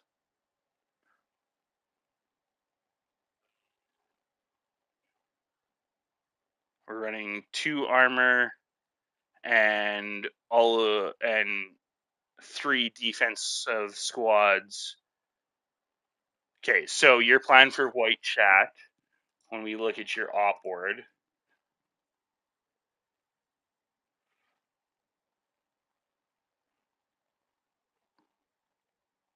so like me personally for this, what I would like to do instead of having like as 1, 2, 3, 4, and 5 is I would really think that we could clean this up and make it a lot more strategically stronger if we collapsed it to 3. So you have Ass 1, Ass 2, and Ass 3. And you have those as your like still as 3-man squads, but like Ass 1 is 2 squads of 3 in white chat together, covering the north. And then Ass 2, 3 are covering the center there. And then Ass 3, instead of like 1, 2, 3, 4, 5, those squads are both Ass 1 for Ass 1 that are covering kind of like where yellow is and maybe a little bit more of the green area. And then you have 2 covering a little bit lower than where green is now, and then you have 3 covering down there, and then your flank guys are responsible for the one that you would say would be where flank is going to happen from, right? So this is where I was talking the other night about like the strong and the weak flank, right? So for example, um, so you've got ass 1, 2, 3, 4, and 5, right? So what I'm suggesting is that we go to ass 1, ass 2, ass 3, and then flank for those 4 circles that you have. And so what you do is you have ass 1, 2, and 3 in your like middle locations. And so let's just say for this example for tonight's game, let's just say the third point is going to be the train station, right? And then let's just say the fourth point for the enemy side, I think is in that square. I think it's called the farms, but it's like just south of the tracks, right? That cluster of buildings just south of the tracks. So in that case scenario, if those guys were going to be attacking us and flanking us from that position, so if the middle objective is train station and the next objective is that cluster of buildings, I'm pretty sure that's where that fourth objective is that cluster of buildings in D8, D7, just south of the train tracks. You know what I'm saying? I'm pretty sure that's where the fourth point is for the American sides, right? So let's just say, yeah, just south of the tracks, right? Yeah. So let's just say, for example, that was the enemy's fourth point, right? So if you and me talked about this, which avenue would you think? So obviously, if they're pushing off of that, let's just say, for example, here we capture the third point, and they are pushing into that. Their front door is going to be right where Ass 2, Ass 3, and Ass 4 is, right? Like straight up the train tracks, maybe south and maybe a little bit north of the train tracks is going to be their front door from that fourth point there, right? So, what is going to be their more than likely flank from that point? Well, to me, I would say probably the South is where, like, if we were like playing a team that's comparable to us and they were flanking us, where would they flank from? They might try both, but what would be the stronger flank, right? Or even to say that better, coming from train station and us attacking the fourth point, what would be our stronger flank? Would you say south or north?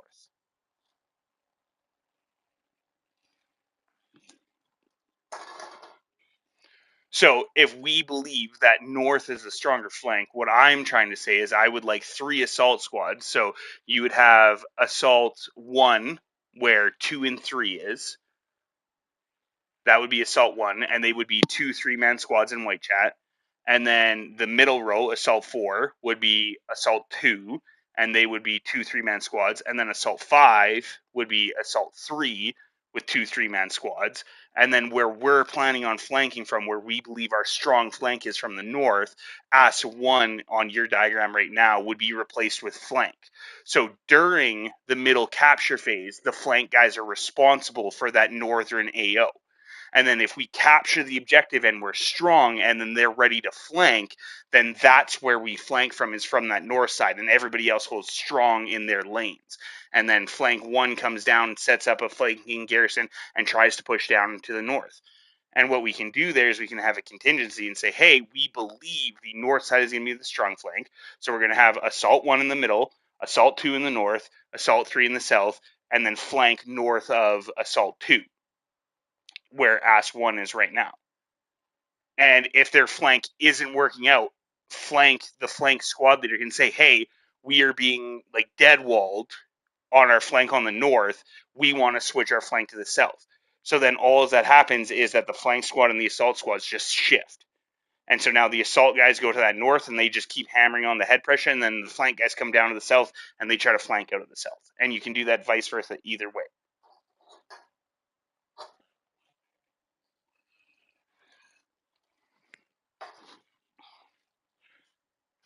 Yeah, no, we're not changing this right now. I'm just typing high. What the reason why I wanted to talk about this with you is because I'm going to try and generate and push and urge the platoon leaders into making a training plan that will supplement you on the comp side. and get away from, and like, so what I'm going to sit down and talk with my platoon leaders about and give them the direction is that I want to build a battle plan that we use in both comp and in our tactical realism side. And the only difference is that when we're running the battle plan on the tactical realism side, we're running as full 6-man squads. And when we're running when we're running the battle plan on the comp side, those 6-man squads are just split into 2 3-man squads with squad leaders, so we have more spread on our guys. But it's the exact same battle plan, and the only difference is that those squads are split half of what they are in a tactical realism environment. What I'm trying to get to here, and what I'm trying to work with Mulcahy, is to make it so that we can do a battle plan to make our guys better. That it's the exact same in comp and in tactical realism, so that everybody is receiving the same training no matter what they're doing, and we're having a fun, awesome time doing it. But we can tune it to be more fun for a regular operation or for a comp operation. So if we're doing comp, we want to be in those 3-man smaller squads. But if we're doing the tactical realism, we can still run the exact same battle plan with the same ideas. You just have half as many squads. So when we're doing it in the public server, we're doing the exact same thing where we push up to the blue line and build those garrisons, but maybe we're only building 2 or 3 garrisons in tactical realism. But when we're doing the comp side, we're building 4 to 5 garrisons because we're splitting those squads in half. But everybody's still doing the exact same thing, whether you're training for comp or TAC-R. Because to me, the way that I've understood everybody's comments and concerns and everything about the tactical realism is the only difference between tactical realism and comp is that the guys don't get to play in the full size squads. Other than that, everything's the same.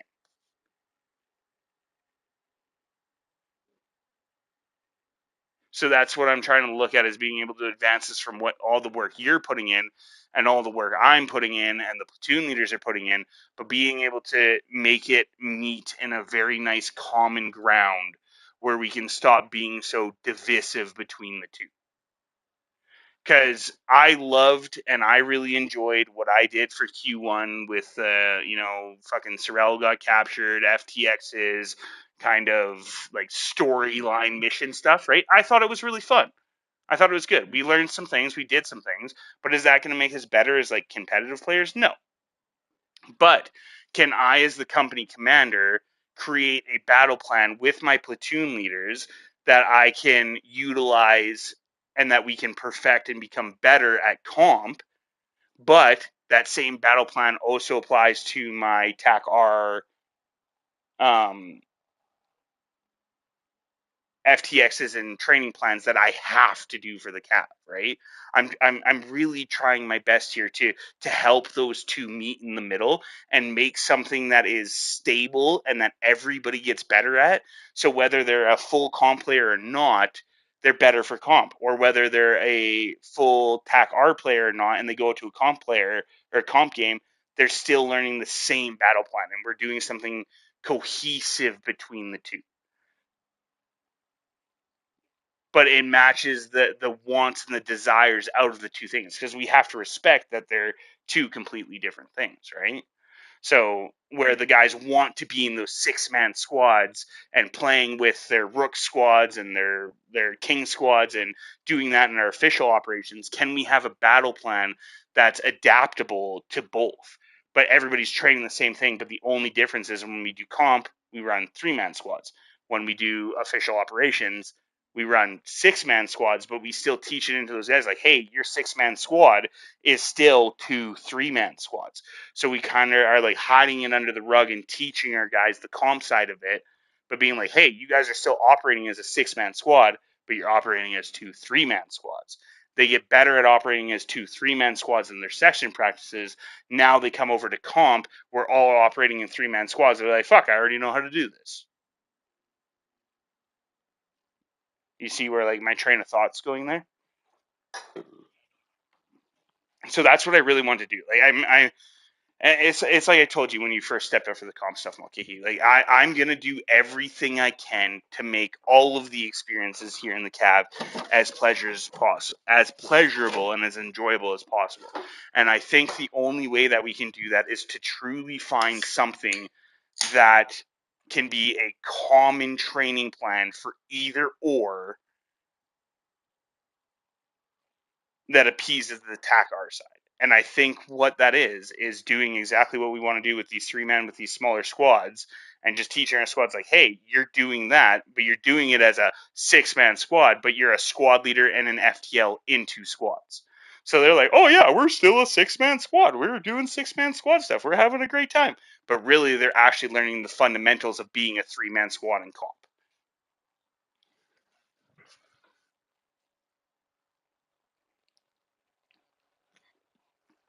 Because it's either we try to make something work for both, or we just keep running them separately and butting heads.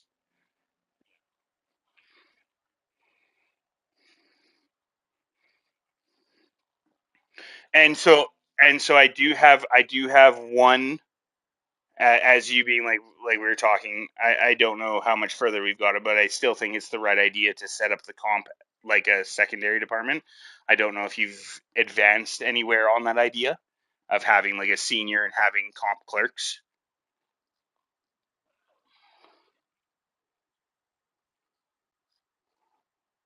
Yeah, so he'd be like the armor clerk for comp, right? But so keep working with that idea. But like what I'm just trying to think here. Like,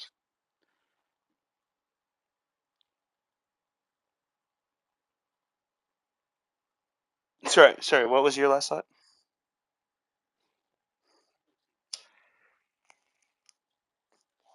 Oh yes. But anyways, so for my final point is just I want both sides to be successful. But in my position as the BACD commander, I have to ensure that we're meeting like our basic minimums and doing like the proper training plans and his TACAR and stuff. But I really do believe that if like you're willing to work on it, Raptors willing to work on it, I'm willing to work on it, we bring in our platoon leaders, we're able to work on it. I truly do believe that there is something that we can design as a BACD battle plan. And I think that's what we like work on for this next quarter or 2 quarters is the BACD battle plan. And that battle plan is our battle plan for playing in public games or comp games or whatever it is, right? So if we can all rally together and say like, "Hey, we want to make a battle plan that crosses both of these aspects we want to cover, and then we can synchronize the training." And like Connor was saying, like I really respect Connor's opinion. He's one of the opinions I respect the most here because of his experience, and his belief is that we're not synchronized, we're not cohesive, right? So if we can make a battle plan that makes us better at comp and makes us better as a team, and we can still be tac r about it, like working as the squads and everything, that's what I want to do. And to me, the way we bridge that is by having like I said, the biggest contention with that is the small squads to the full squads. Because TAC-R, we're working as a full squad. Comp, we're working as small squads. I think the way we work that and engineer that is that our big squads, when we're doing the TAC-R stuff, we still split into 3-man squads. Hey, session leader, FTL, and then everybody's naturally learning that setup of the 3-man squads that are operating as 6-man squads, but we go into comp and now it's like, okay, I can operate as a 3-man squad. But in this plan here for the next plan, I would like to see us like kind of drop an assault or two and make the assault squads bigger, still being 3-man squads, but like AS one is is 2 3-man squads in tandem and get. So where you have 4 lanes right now, you give the ass guys only 3 lanes, and then that fourth lane is your stronger weak flank. Yeah, let's go. Yeah, let's go. Sorry. Let's go.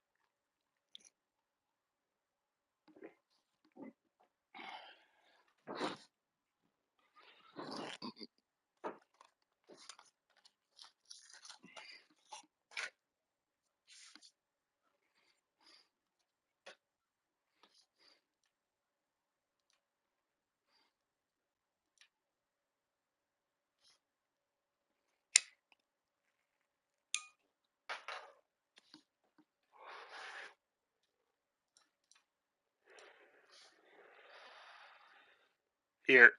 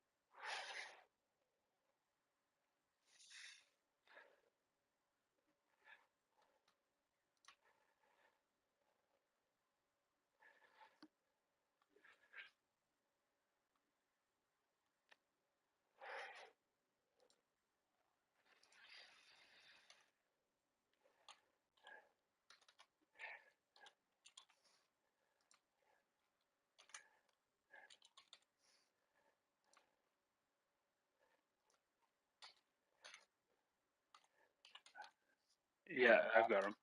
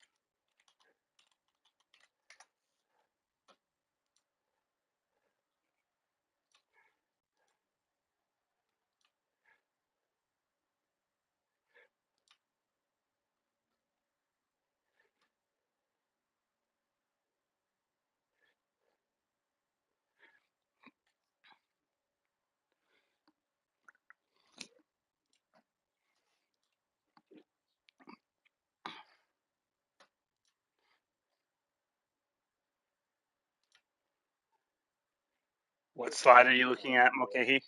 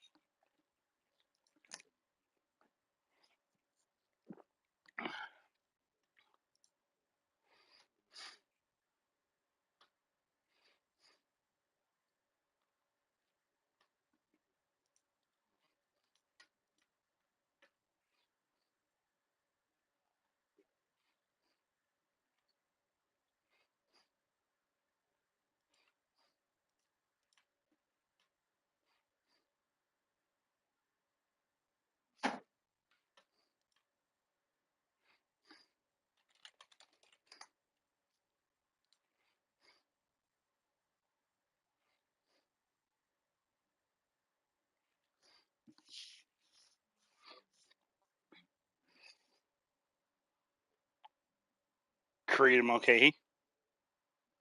Solano's here for me.